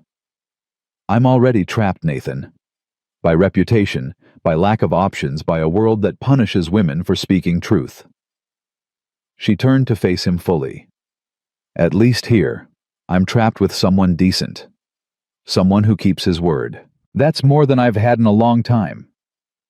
Something in his expression shifted. "I will keep my word, Eleanor. Whatever comes, I'll stand beside you. Then we'll stand together. Partners like we agreed." "Partners," he echoed. Then hesitantly, "May I kiss you properly this time, not for show?" Eleanor's heart jumped. "Why?" "Because you're my wife, and I'd like to mark that somehow. But only if you're willing." She studied his face, seeing sincerity there, not demand. Seeing a man asking permission, rather than taking what he thought he was owed. "All right." This kiss was different from the brief ceremony press of lips. Nathan's hand came up to cup her face, gentle and warm, and his mouth moved over hers with careful attention. Eleanor felt heat spread through her, unexpected and startling, and when they broke apart, she was breathing hard. "I should let you rest," Nathan said, his voice rough. "It's been a long day." After he left, Eleanor sat on the edge of her bed and stared at the simple gold band on her finger. She'd married a stranger to save her reputation and found herself bound to a man who might actually be worth the risk. But outside in the darkness, enemies were gathering, and the price of this marriage might be higher than either of them had imagined. Tomorrow, she'd start learning to be a rancher's wife. Tonight, she'd let herself feel the strange mix of hope and terror that came from choosing an unknown future over a certain disaster. The wind rattled her window, and somewhere in the distance, a wolf howled. Eleanor pulled Lily's quilt around her shoulders and tried not to think about sabotaged ladders and cold-eyed colonels and the very real possibility that she'd traded one kind of danger for another. But she'd made her choice, and she'd live with it. That's what Bridgers did. Eleanor woke to screaming. She was out of bed and running before her mind fully registered what she'd heard, her feet bare on the cold floorboards, her nightgown tangling around her legs. The screams were coming from Tommy's room, high and desperate and wrong. Nathan was already there when she burst through the door, kneeling beside the bed, where Tommy thrashed and fought against invisible enemies. The boy's face was flushed with fever, his eyes open, but unseeing, his whole body convulsing with shivers despite the quilts piled on top of him. "How long has he been like this?" Eleanor demanded, her nurse's training kicking in as she pressed her hand to Tommy's forehead. The heat radiating from his skin was alarming. "I don't know. His crying woke me maybe 5 minutes ago." Nathan's voice was tight with fear. "Eleanor, what's wrong with him?" She pulled back Tommy's eyelid, checking his pupils, then ran her hands along his neck, feeling for swelling. "When did he start feeling poorly?" "He complained of a headache at dinner, said his stomach hurt. I thought maybe he'd just eaten too much cake." Eleanor's mind raced through possibilities. The fever was too high too fast for a simple stomach upset. She pulled down the quilts and lifted Tommy's nightshirt, her breath catching when she saw the rash spreading across his abdomen. "Ruth!" she called out. I need clean water cloths and whatever willow bark you have in the house. Now." The older woman appeared in the doorway, took one look at Tommy, and disappeared without questions. Eleanor turned back to Nathan. "Help me get him to the kitchen. We need to cool him down before the fever causes permanent damage." Between them, they carried the boy downstairs, Tommy still fighting and crying out in his delirium. Eleanor had Nathan hold him in a chair while she stripped off the sweat-soaked nightshirt and began sponging him down with cool water Ruth brought from the pump. "What is it?" Nathan asked, his voice raw. "What's making him like this?" "I think it's scarlet fever. The rash, the high temperature, the rapid onset. It all fits." Eleanor worked quickly, her hand steady despite the terror clawing at her chest. "In Boston, I saw cases like this. Children would be fine one day and burning up the next." "How do we treat it?" "We cool the fever, keep fluids in him, and pray." She looked up at Nathan, seeing her own fear reflected in his eyes. "I'm not going to lie to you. This is serious. Children die from scarlet fever, especially when the fever spikes this high." "No." The word came out flat and absolute. "Not Tommy. I can't lose him too." Eleanor wanted to promise that everything would be fine, that Tommy would recover, that they'd caught it in time. But she'd learned the hard way that false comfort helped no one. "Then we fight," she said instead. "But Nathan, you need to prepare yourself. The next few hours will tell us whether he's strong enough to beat this." Ruth appeared with an armful of supplies, cloths, a basin dried willow bark for tea, and a bottle of something that smelled medicinal. "This is all we've got. Bill's riding to fetch Doc Preston from town, but in this snow he won't make it back before morning. Then we work with what we have." Eleanor crushed the willow bark and poured boiling water over it, letting it steep while she continued cooling Tommy's skin. The boy had stopped thrashing, but his stillness was almost worse than the fighting. He lay limp in Nathan's arms, his breathing shallow and rapid. "Tommy." Eleanor leaned close to his ear, pitching her voice to cut through the fever haze. "Tommy, can you hear me? I need you to drink something." No response. She tried again, louder this time. "Thomas Bridger, you listen to me. You're going to drink this tea, and you're going to fight this fever, and you're going to get better. Do you understand?" A flicker behind his eyelids. His lips moved, forming words too quiet to hear. "That's it. Come on, Tommy. Come back to us." She held the cup to his lips, tilting it carefully. "Just a sip. That's all I need." He swallowed, choked, coughed, but some of the liquid went down, and that was enough to build on. Over the next hour, Eleanor managed to get half the cup into him, alternating between willowbark tea and plain water. Always talking, always encouraging, always refusing to let him slip away into unconscious darkness. Nathan held his nephew through all of it, his arms steady even when his face showed the strain. Ruth moved around them with quiet efficiency, bringing fresh water, wringing out cloths, keeping the stove fed so the kitchen stayed warm. "Tell me about Boston." Nathan's voice broke the tense silence. "Tell me about the cases you treated there." Eleanor understood what he was asking. He needed reassurance that she knew what she was doing, that Tommy was in capable hands.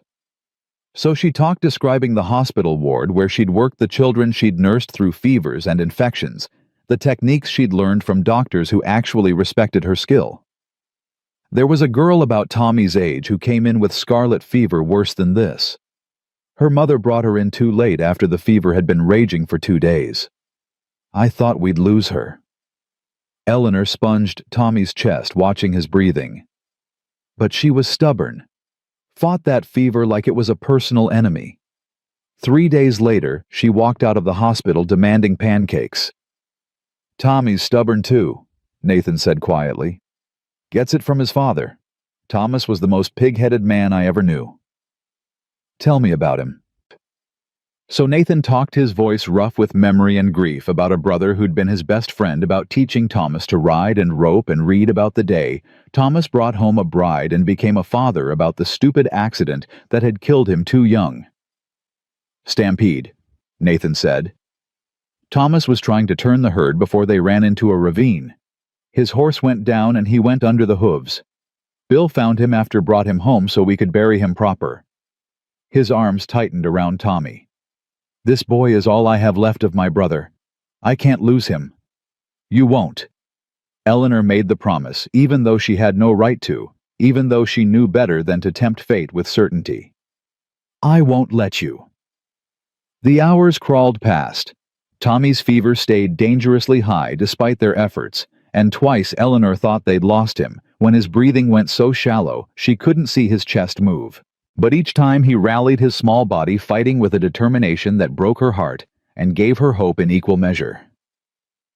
Dawn was breaking when Tommy's eyes finally opened clear and focused for the first time since the fever struck. Aunt Eleanor. His voice was barely a whisper. Why am I in the kitchen? Eleanor felt tears spring to her eyes. Because you gave us quite a scare, young man. How do you feel? Tired and hot, and my stomach hurts. I know, but you're going to be all right. She pressed her hand to his forehead, nearly sobbing with relief when she felt the fever had broken. His skin was still warm, but nothing like the dangerous heat from before. Nathan made a sound that might have been a laugh or a cry. He buried his face in Tommy's hair, his shoulders shaking. You scared me, buddy. You scared me bad. Sorry, Uncle Nate. Tommy's hand patted Nathan's arm weakly. I didn't mean to. Ruth appeared with a cup of broth, her own eyes suspiciously bright. Drink this, and then you're going back to bed, young man. No arguments. Tommy managed half the broth before exhaustion claimed him. This time, when his eyes closed, it was natural sleep, rather than fever delirium. Nathan carried him back upstairs, Eleanor following with fresh quilts and her medical bag, such as it was in case the fever spiked again. But Tommy's breathing stayed steady through the morning, and when Doc Preston finally arrived 3 hours later, red-faced from hard riding, he confirmed what Eleanor already knew. Crisis is past. The fever broke clean, and there's no sign of complications. The old doctor peered at Eleanor with new respect. You trained in Boston, Mrs. Bridger. Boston General Hospital. 4 years. It shows. Most frontier wives would have panicked and done more harm than good. You kept your head and likely saved this boy's life. He closed his bag with a snap. Keep him in bed for 3 days, light foods only, and watch for any return of the rash. But I think he'll make a full recovery. After Preston left, Eleanor found herself alone in the kitchen with Ruth.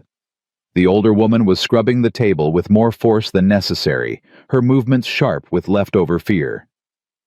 You should rest, Ruth said without looking up. You've been awake all night. So have you. I'm used to it. Ruth's hands stilled on the cloth. Eleanor, I need to apologize. For what? For doubting you. For thinking you were just some Eastern girl playing at frontier life. Ruth finally met her eyes. What you did tonight, the way you handled Tommy's crisis, that took real skill and real courage. Lily would have done the same, and I can't give you higher praise than that. Eleanor felt something shift in her chest, some final wall crumbling. I was terrified the whole time. Courage isn't the absence of fear. It's doing what needs to be done despite it. Ruth moved around the table and, to Eleanor's surprise, pulled her into a fierce hug. Welcome to the family, daughter, truly. Eleanor returned the embrace, feeling tears she'd been holding back all night finally break free. She cried for Tommy, for the terror of almost losing him, for the weight of responsibility she'd taken on when she married Nathan. But she also cried with relief, with the bone-deep exhaustion of a crisis survived, and with something that felt dangerously close to belonging. When she finally pulled away, Ruth was smiling through her own tears. Now go. Your husband needs you, even if he's too stubborn to ask. Eleanor found Nathan in Tommy's room, sitting in a chair pulled close to the bed, watching the boy sleep with an intensity that suggested he was afraid to look away. He's all right, she said softly from the doorway. The fever won't come back. How can you be sure? I can't. Not absolutely. But in my experience, when scarlet fever breaks this cleanly, it stays broken. She moved to stand behind Nathan's chair, her hand finding his shoulder. You should rest. I'll watch him for a while. I can't. Every time I close my eyes, I see... He stopped, swallowing hard. You see Lily. I see everyone I've failed to protect. My parents, my brother, Lily, and our son. His voice cracked. I can't fail Tommy too. Eleanor knelt beside his chair, taking his hands in hers. Nathan, listen to me. You didn't fail them. Your parents died of influenza. That's not something you could have prevented. Your brother's death was an accident, a tragic one, but not your fault. And Lily, I should have been there. Should have checked that ladder, should have made her stay in the house when she was so far along. And if you had, Thornton would have found another way. You can't protect people from everything, Nathan. All you can do is love them while they're here, and fight like hell to keep them safe. He pulled his hands free and stood pacing to the window. I'm not doing a very good job of keeping anyone safe. Tommy nearly died tonight, and you... Christ, Eleanor, you barely know us, and you're already in danger because of my enemies. I knew the risks when I agreed to this marriage. Did you really understand what you were walking into? He turned to face her, his expression raw. Because I'm starting to think I made a terrible mistake. I should have sent you to Denver or California, somewhere far from Thornton and his schemes. Instead, I married you and painted a target on your back. Eleanor stood slowly, anger sparking to life beneath her exhaustion. Don't you dare. Don't I dare what? Don't you dare try to make decisions for me because you think I'm too fragile to handle the truth. I'm not some delicate flower who needs protecting from reality, Nathan. I'm a woman who survived scandal and betrayal and men who thought they could control me. I chose to stay here. I chose to marry you. And I choose to fight whatever comes, whether you think that's wise or not. Her words hung in the air between them. Nathan stared at her, something shifting in his expression. I'm not trying to control you. Aren't you? Telling me you made a mistake marrying me, suggesting I'd be better off somewhere else, that's you deciding what's best for me without asking what I want. What do you want? The question was quiet, almost desperate. I want partnership. Real partnership. Not you making decisions alone because you're trying to protect me from consequences I'm fully capable of understanding. Eleanor moved closer, holding his gaze. I want to be treated like an equal, not a burden. And I want you to trust that I'm strong enough to stand beside you in this fight, because I am. Nathan was quiet for a long moment. When he spoke, his voice was rough with emotion. I'm sorry. You're right. I was trying to protect you, but what I was really doing was pushing you away. Why? Because everyone I love leaves, dies or disappears or gets taken from me. And I thought maybe if I pushed you away first, it would hurt less when you went. The honesty of it struck Eleanor like a physical blow. She understood that impulse had felt it herself after Dr. Morrison and the hospital board and Robert Harrison. The urge to protect yourself by refusing to let anyone close enough to wound you. I'm not leaving, she said firmly. You're stuck with me, Nathan Bridger, for better or worse, in sickness and in health, until death parts us. Those weren't just words I spoke in church. They were a promise. Something broke in Nathan's face. He crossed the distance between them in 2 strides and pulled her into his arms, holding her with a fierceness that spoke of desperation and relief and something that might have been the beginning of love. I don't deserve you, he muttered against her hair. Probably not, but you're stuck with me anyway. She felt him laugh, a shaky sound that was half sob. They stood there in the quiet room holding each other while Tommy slept peacefully nearby.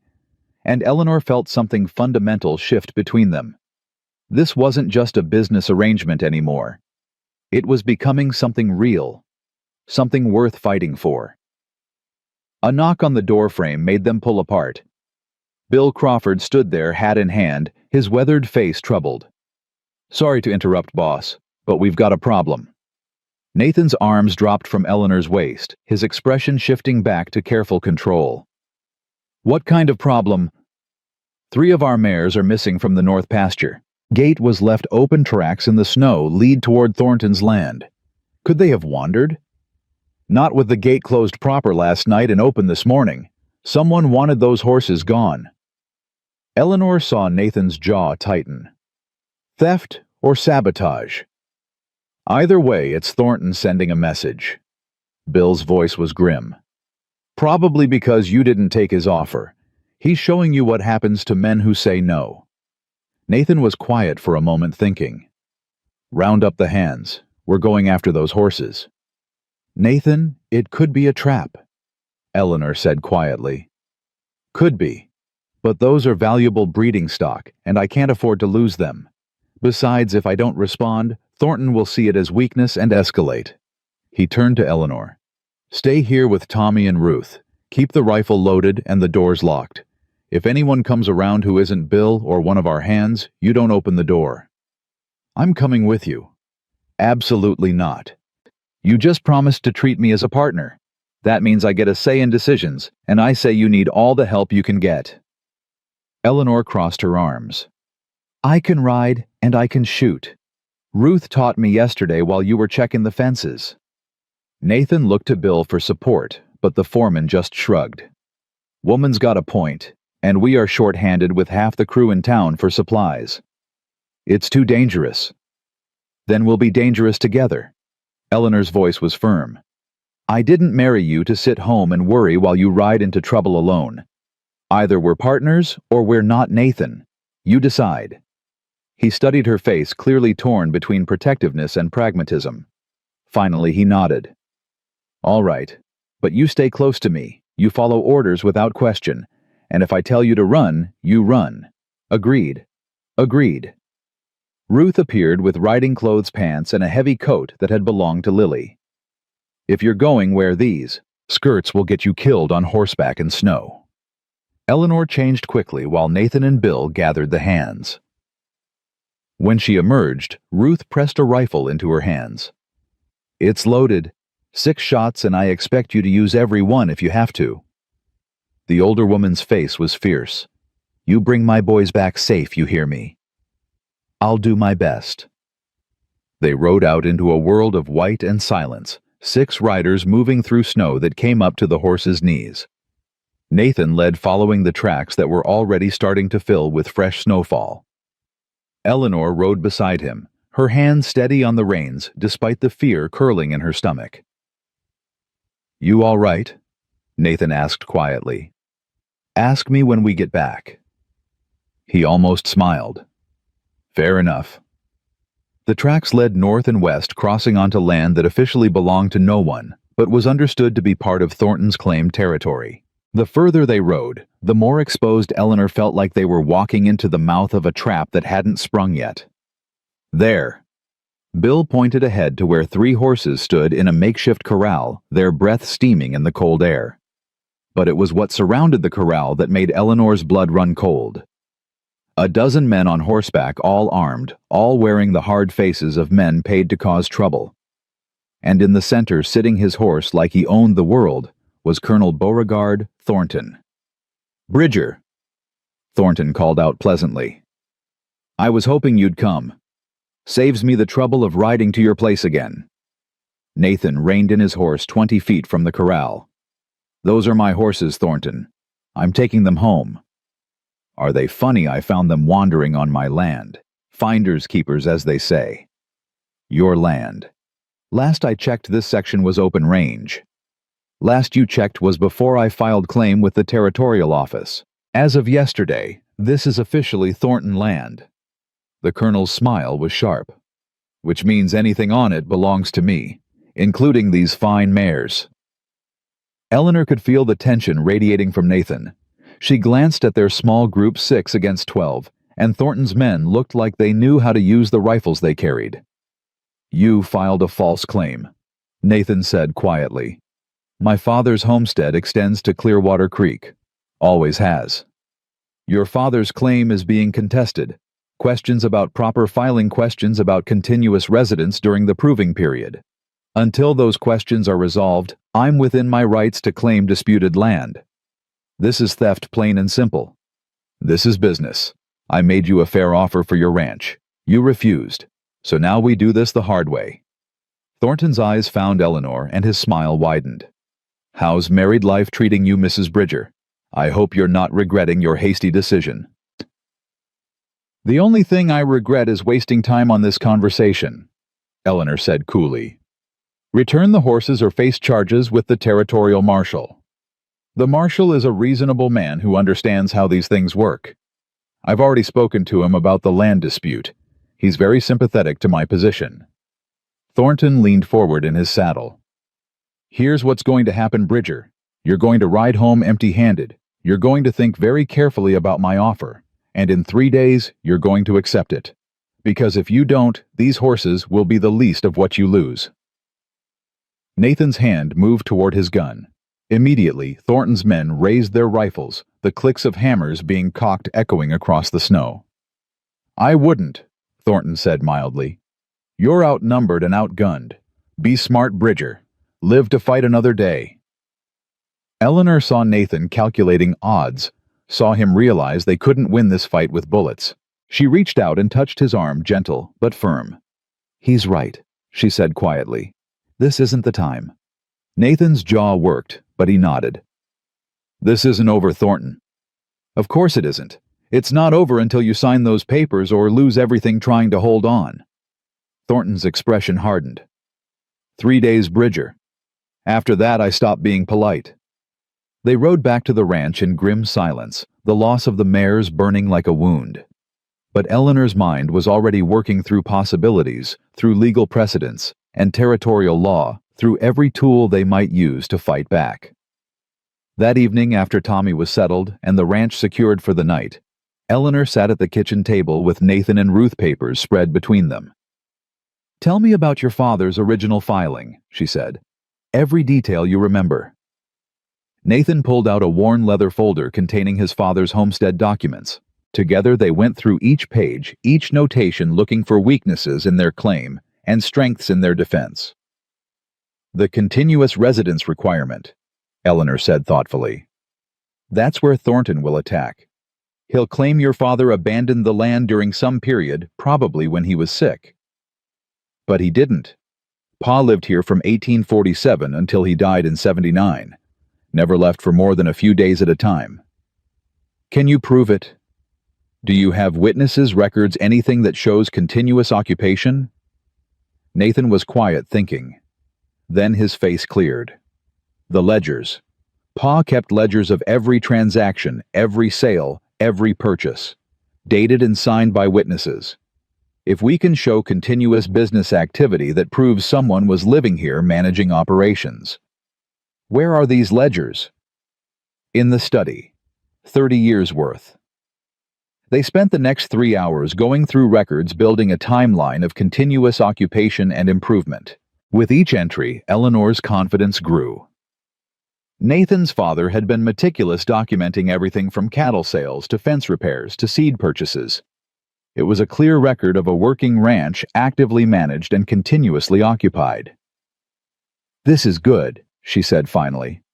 This is really good. If we can get this in front of an honest judge, Thornton's claim falls apart. That's a big if. Thornton's got judges in his pocket throughout the territory. Then we find one he doesn't own. Eleanor looked up at Nathan, seeing hope kindle in his eyes. We fight this legally properly with documentation that can't be disputed. And we do it together. Nathan reached across the table and took her hand. I meant what I said earlier. I don't deserve you. Then I suppose you'll just have to spend the rest of your life trying to earn me. He smiled real and warm, and Eleanor felt her heart skip. This marriage had started as business as survival. But somewhere between Tommy's fever and Thornton's threats and long hours building a defense together, it was becoming something more. Something worth fighting for. Something worth keeping.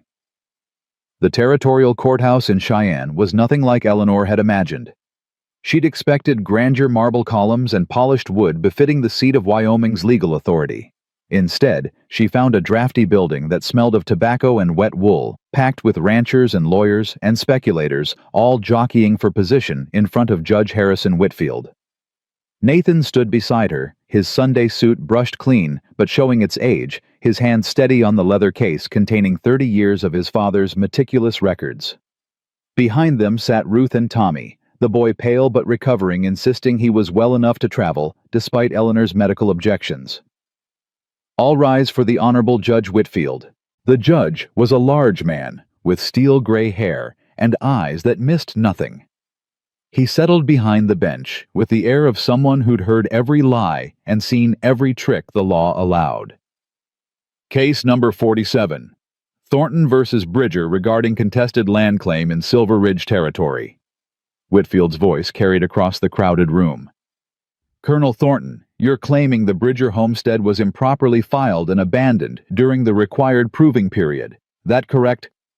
Thornton's lawyer stood a sharp-faced man named Cornelius Vance, who wore Eastern tailoring and a smile like a knife blade. That's correct, Your Honor. We have evidence that Samuel Bridger failed to maintain continuous residence from 1877 through 1879, thereby forfeiting his claim under the Homestead Act of 1862. And Mr. Bridger, you dispute this. Nathan rose, his voice steady, despite the tension Eleanor could feel radiating from him. I do, Your Honor. My father lived on that land from the day he filed in 1847 until the day he died in 1879. Never left for more than a few days at a time. We'll see about that.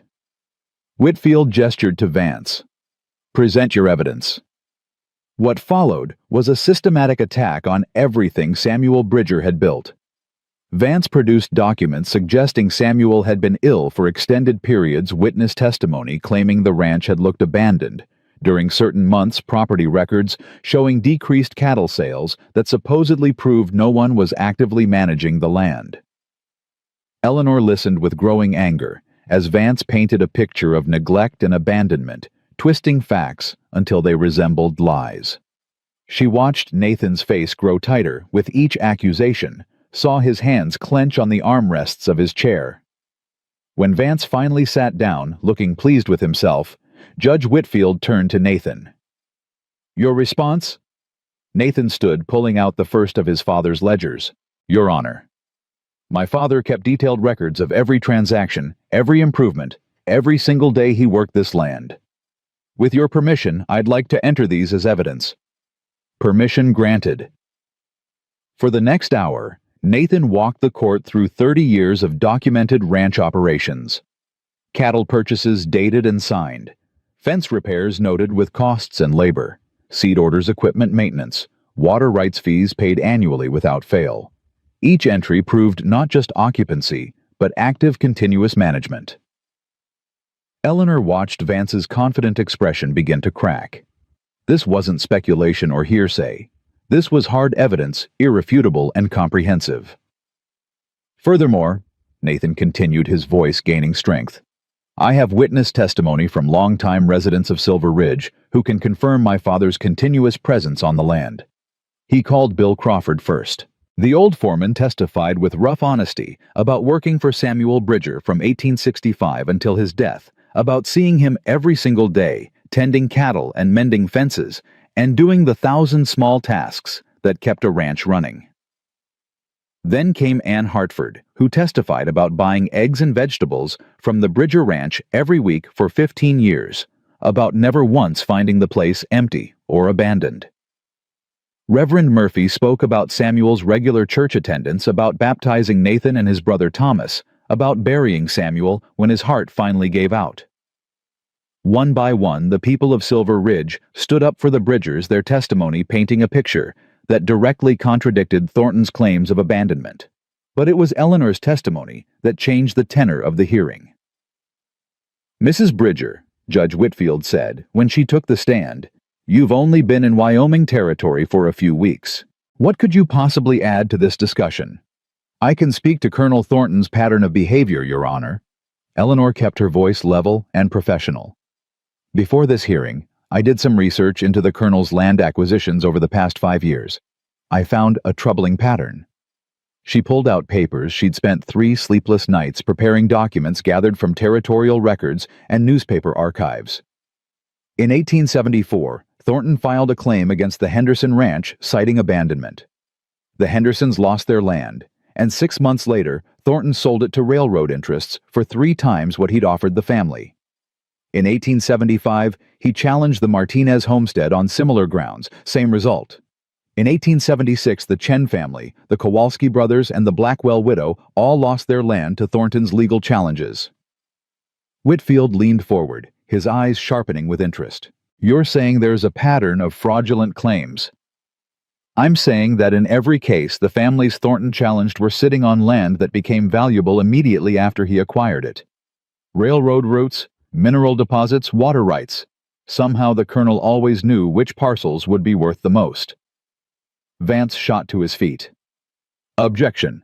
This is speculation and has no bearing on the current case. It establishes motive, Eleanor said calmly. The Bridger Ranch sits on the route of the proposed Union Pacific expansion. I have documentation from the Territorial Planning Office showing that the railroad intends to run through the northern section of their property.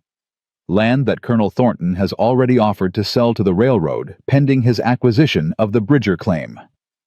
The courtroom erupted. Judge Whitfield banged his gavel calling for order, but Eleanor could see she'd struck a nerve. Vance was conferring urgently with Thornton, whose face had gone white with barely controlled rage. Mrs. Bridger, Whitfield said, when quiet was restored.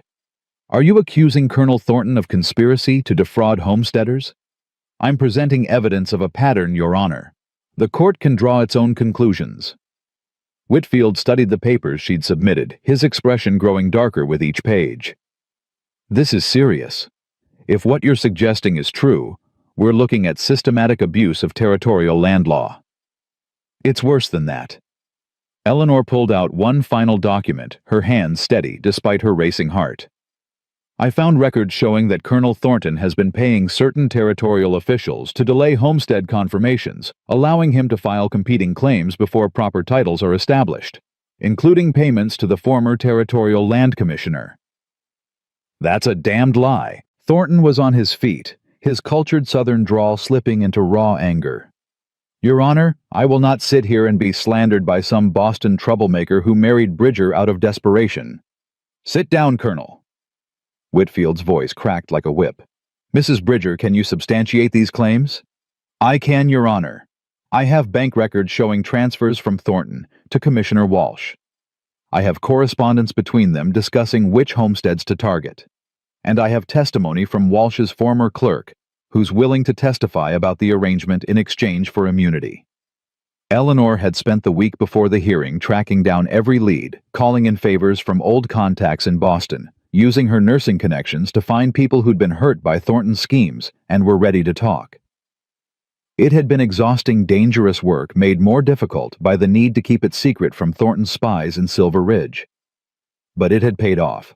She could see it in Whitfield's face, in the way the other lawyers in the courtroom were suddenly taking notes, in the fear that flashed across Thornton's eyes before his mask of control slammed back into place. Your Honor, Vance said desperately, even if these allegations have merit, they don't change the facts of the Bridger case. The question is whether Samuel Bridger maintained continuous residence, not whether my client engaged in other business dealings. The question, Whitfield said coldly, is whether this court is being used as a tool for land theft. And based on what I'm hearing, that seems increasingly likely. He turned to Nathan. Mr. Bridger, I'm prepared to rule on your case immediately. The evidence you've presented is comprehensive and convincing. Your father's claim was properly filed and continuously maintained. Colonel Thornton's challenge is denied. The courtroom exploded with noise. Nathan grabbed Eleanor's hand, squeezing so hard it hurt. Ruth was crying, and Tommy let out a whoop that probably violated courtroom decorum. But Whitfield wasn't finished. Furthermore, I'm ordering a full investigation into Colonel Thornton's land acquisitions. If evidence of fraud is found, those titles will be voided and the land returned to its rightful owners. Marshal Foster, I want Colonel Thornton detained pending investigation. You can't do this. Thornton surged to his feet as two marshals moved toward him. I have rights. I have connections in Washington who will be very interested to learn about your activities, I'm sure. Whitfield's smile was thin and satisfied. You've been stealing from honest homesteaders, Colonel. That ends today. As the marshals led Thornton away, still protesting his innocence, Eleanor felt Nathan's arm come around her waist. She leaned into him, suddenly exhausted, feeling the weight of the past weeks crash down on her all at once. "You did it," Nathan said, quietly, wonder in his voice. "You actually did it. We did it, together." Eleanor looked up at him, seeing joy and relief and something deeper in his gray eyes. "Partners, remember." "Partners," he agreed. Then right there in the crowded courtroom with half of Wyoming territory watching, he kissed her. Not a chaste peck or a business arrangement acknowledgement, but a real kiss full of gratitude and respect, and the beginning of something neither of them had expected to find. When they broke apart, Tommy was grinning. Ruth was dabbing her eyes with a handkerchief, and Bill Crawford was slapping Nathan on the back, hard enough to leave bruises. "Drinks are on me!" Someone shouted from the back of the courtroom, and suddenly they were surrounded by well-wishers and ranchers who'd been waiting for someone to finally stand up to Thornton's schemes. Anne Hartford pushed through the crowd and pulled Eleanor into a fierce hug. "You just saved half the homesteads in this territory. How does it feel?" "Terrifying," Eleanor admitted. "And wonderful. And like I might throw up from the adrenaline." Anne laughed. "That sounds about right. Come on, Sam's holding a table at the restaurant. You need to eat something before you collapse." The celebration that followed was loud and chaotic, and exactly what they all needed after weeks of tension and fear. Eleanor found herself telling the story of her research over and over each time, emphasizing how Nathan's father's meticulous records had made the case possible, how the community's willingness to testify had made the difference. But as the afternoon wore into evening, and they finally headed back to their hotel, Eleanor felt the exhaustion truly hit. Nathan seemed to sense it, sending Tommy and Ruth ahead, while he and Eleanor walked slowly through Cheyenne's quiet streets. "I never thanked you properly," Nathan said after a long silence. "For everything you did. The research, the testimony saving Tommy's life. You've done more for this family in a month than anyone had a right to expect." "I did what needed doing, same as you would have." "No." He stopped walking, turning to face her under a street lamp's golden glow. "Eleanor, what you did went far beyond our agreement. You could have stayed quiet, let me fight this battle alone, protected yourself from Thornton's attention. Instead, you made yourself a target to help people you barely knew. You're my husband. Tommy's my family now. Of course I fought for you. Is that all we are? An agreement? A convenient arrangement?" His hands found her face gentle and warm. "Because somewhere between the depot and here, you became something more to me than a business partner." Eleanor's heart was pounding. "What did I become?" "Someone I can't imagine my life without. Someone I want to build a real future with, not just a legal partnership." He paused, searching her eyes. "I know we started this wrong, rushed and practical and based on necessity more than choice. But Eleanor, if I could go back to that Christmas Eve and do it all again, I'd still stop at that depot. I'd still offer you shelter. I'd still marry you. Because you're the best thing that's happened to me in 5 years, and I was a fool not to see it sooner." Tears were streaming down Eleanor's face before she realized she was crying. "I was so angry when Robert's telegram came. So hurt and humiliated and certain my life was over. But Nathan, if he hadn't ended that engagement, I never would have found this. Found you. Found a place where I actually matter, where my skills are valued, where I can make a real difference. So you don't regret it. The hasty marriage, the danger, the complete upending of everything you planned. I regret nothing." She stood on her toes and kissed him, pouring everything she felt into it, gratitude and affection, and the beginning of love. Nothing, except that we wasted so much time being practical when we could have been happy. They made their way back to the hotel in a daze of new understanding. Their hands linked, their future suddenly full of possibilities that had nothing to do with business arrangements and everything to do with choice. The ride back to Silver Ridge took 2 days through snow that was finally beginning to melt, revealing the first hints of spring underneath. Tommy chattered endlessly about the trial, about how Aunt Eleanor had stood up to Colonel Thornton, about how Uncle Nate had looked when the judge ruled in their favor. Ruth rode beside Eleanor, her expression thoughtful. "You know, when Nathan first brought you home, I thought you'd run. First sign of real trouble, I figured you'd be gone." "I thought I might too," Eleanor admitted. "What changed?"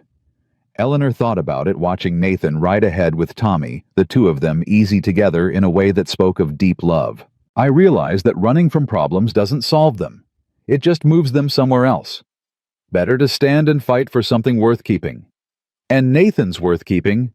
He is. This whole crazy family is." Eleanor smiled. "Even you, Ruth Carson, with your sharp tongue and sharper judgment." Ruth laughed, the sound bright and free. "Well, I suppose you're not so bad yourself, for a Boston nurse with questionable character." When they finally crested the hill that looked down on Bridger Ranch, Eleanor felt something settle in her chest. The buildings spread across the valley, smoke rising from the chimney horses grazing in the pasture that Thornton would never steal. This was home. Not just shelter or convenience, but actual home. That night, after Tommy was in bed and Ruth had retired to her room, Nathan and Eleanor sat by the fire in the room that was now truly theirs, not his or hers, but theirs together. "I've been thinking," Nathan said quietly, "about the ranch, about the future. We've got more land than we need for horses and cattle. What if we used some of it for something else?" "Like what?" "Like a school. A real school.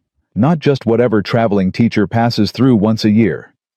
Somewhere children like Tommy could learn properly, where they wouldn't have to choose between education and helping their families work the land." Eleanor's heart skipped. "A school? You're trained as a nurse, but you could teach too. And there are dozens of families in this territory who'd pay for proper education if it was available. We could build something that lasts, something that helps people the way you helped me." The vision took shape in Eleanor's mind, a schoolhouse on Bridgerland, children learning reading and mathematics and the kind of practical skills that would help them thrive in frontier life. A legacy that had nothing to do with land claims or legal battles and everything to do with building community. "Yes," she said simply. "Yes, let's do that." Nathan pulled her close and they sat watching the fire paint shadows on the walls, planning a future that was theirs to build however they chose. 10 years later, Eleanor stood in front of the Bridger School for Western Education, watching children pour out into the spring sunshine at day's end. The building had started as a simple one-room structure, but had grown over the years into something substantial. 3 classrooms, a library, stocked with books donated from across the territory. Even a small medical clinic where Eleanor taught basic nursing skills to students interested in healthcare. Tommy, now 20, and managing the ranch alongside Nathan, rode up with his usual grin. "Ma says dinner's in an hour. She's making that roast you like, and she said to tell you if you're late again, she's feeding it to the dogs." Eleanor laughed. "Tell her I'll be there. I just need to finish grading these arithmetic papers." "Still can't believe you convinced the territorial government to fund this place," Tommy said, shaking his head. "When you first proposed it, everyone said it was impossible. Everyone except your uncle. He believed from the start. Uncle Nate believes in you. Always has, even when you were just the frozen lady from the depot." Tommy's expression went serious. "Eleanor, I wanted to thank you. For everything. For saving my life that night, for fighting for us at the trial, for giving me a real family again.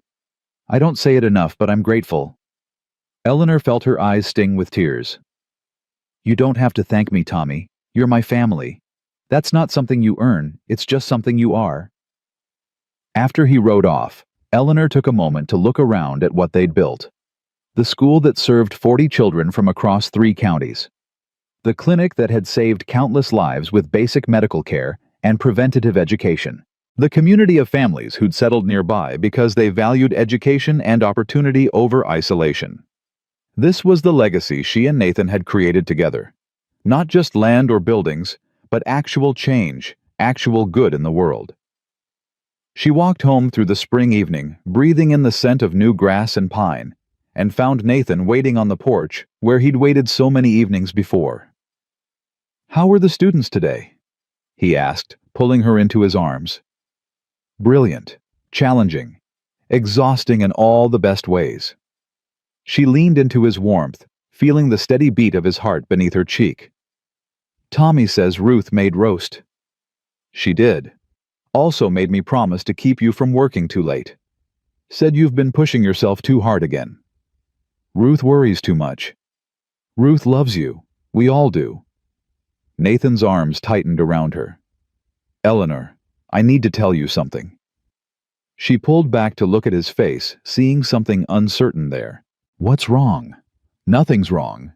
Everything's right, actually. Better than I ever imagined it could be." He took her hands in his. 10 years ago, I found a desperate woman at a depot and brought her home out of simple Christian charity. I had no idea I was bringing home my future, my partner, the woman who'd save my ranch and my family and my entire life. Nathan, let me finish, please." He squeezed her hands gently. "I've loved you for years now. Real love, not the business arrangement we started with. But I never told you properly, never said the words because I was afraid of pushing you into something you didn't want. But I'm tired of being afraid. So here it is, simple and plain. I love you, Eleanor Bridger. I love your courage and your stubbornness and the way you fight for what's right, even when it costs you. I love the life we've built and the future we're creating. And I wanted you to know." Eleanor felt tears streaming down her face for the second time in their marriage. "You foolish man. I've loved you since the trial, maybe before. Since the night you held Tommy while I fought his fever, since the moment you treated me like a partner instead of a burden. I just thought you knew. How would I know if you never said it? Because I show you every day. In the school we built, in the way I stand beside you, in 1,000 small choices to stay when leaving would be easier." She pulled his face down to hers. "But if you need the words, here they are. I love you, Nathan Bridger. I choose you. Every single day I choose you." Their kiss was interrupted by Ruth calling from the kitchen that dinner was getting cold and they could be romantic after they ate. Honestly, some people had no sense of timing. They broke apart laughing, and Eleanor realized this was exactly right. Not perfect or polished or romantic in the fairy tale sense, but real and messy and full of the kind of love that survived hard times because it was built on mutual respect and shared purpose.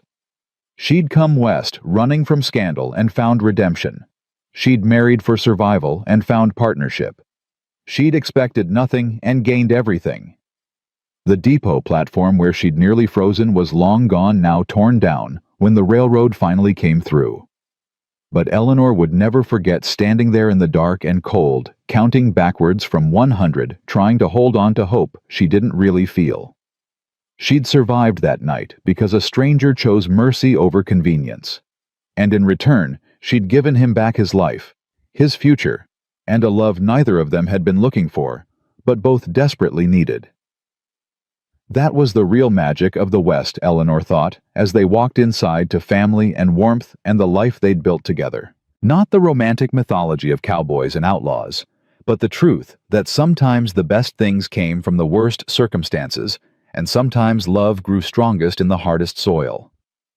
She'd been abandoned at a depot on Christmas Eve with nothing but $3 and a broken heart. But she'd been found by a man who saw worth where others saw scandal, who offered partnership where others offered judgment, who chose to build something beautiful from the ruins of what they'd both lost. And that, more than any land claim or legal victory or school full of eager students, was the legacy that mattered most. They'd taken broken pieces and made something whole. They'd turned mercy into love and survival into joy.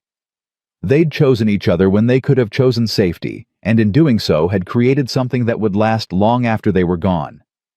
Eleanor Bridger had found her home, not in a place or a building, but in the steady strength of a man who kept his promises, in the laughter of a boy who called her family, in the daily work of building something that mattered. She'd come west, seeking escape, and found purpose instead. And she would spend the rest of her life grateful for the blizzard that stranded her, the telegram that shattered her plans, and the cowboy who refused to look away from a woman in need. Some stories began with "once upon a time." Theirs began with "are you waiting on someone," spoken through a snowstorm by a stranger who became everything, and that was more than enough.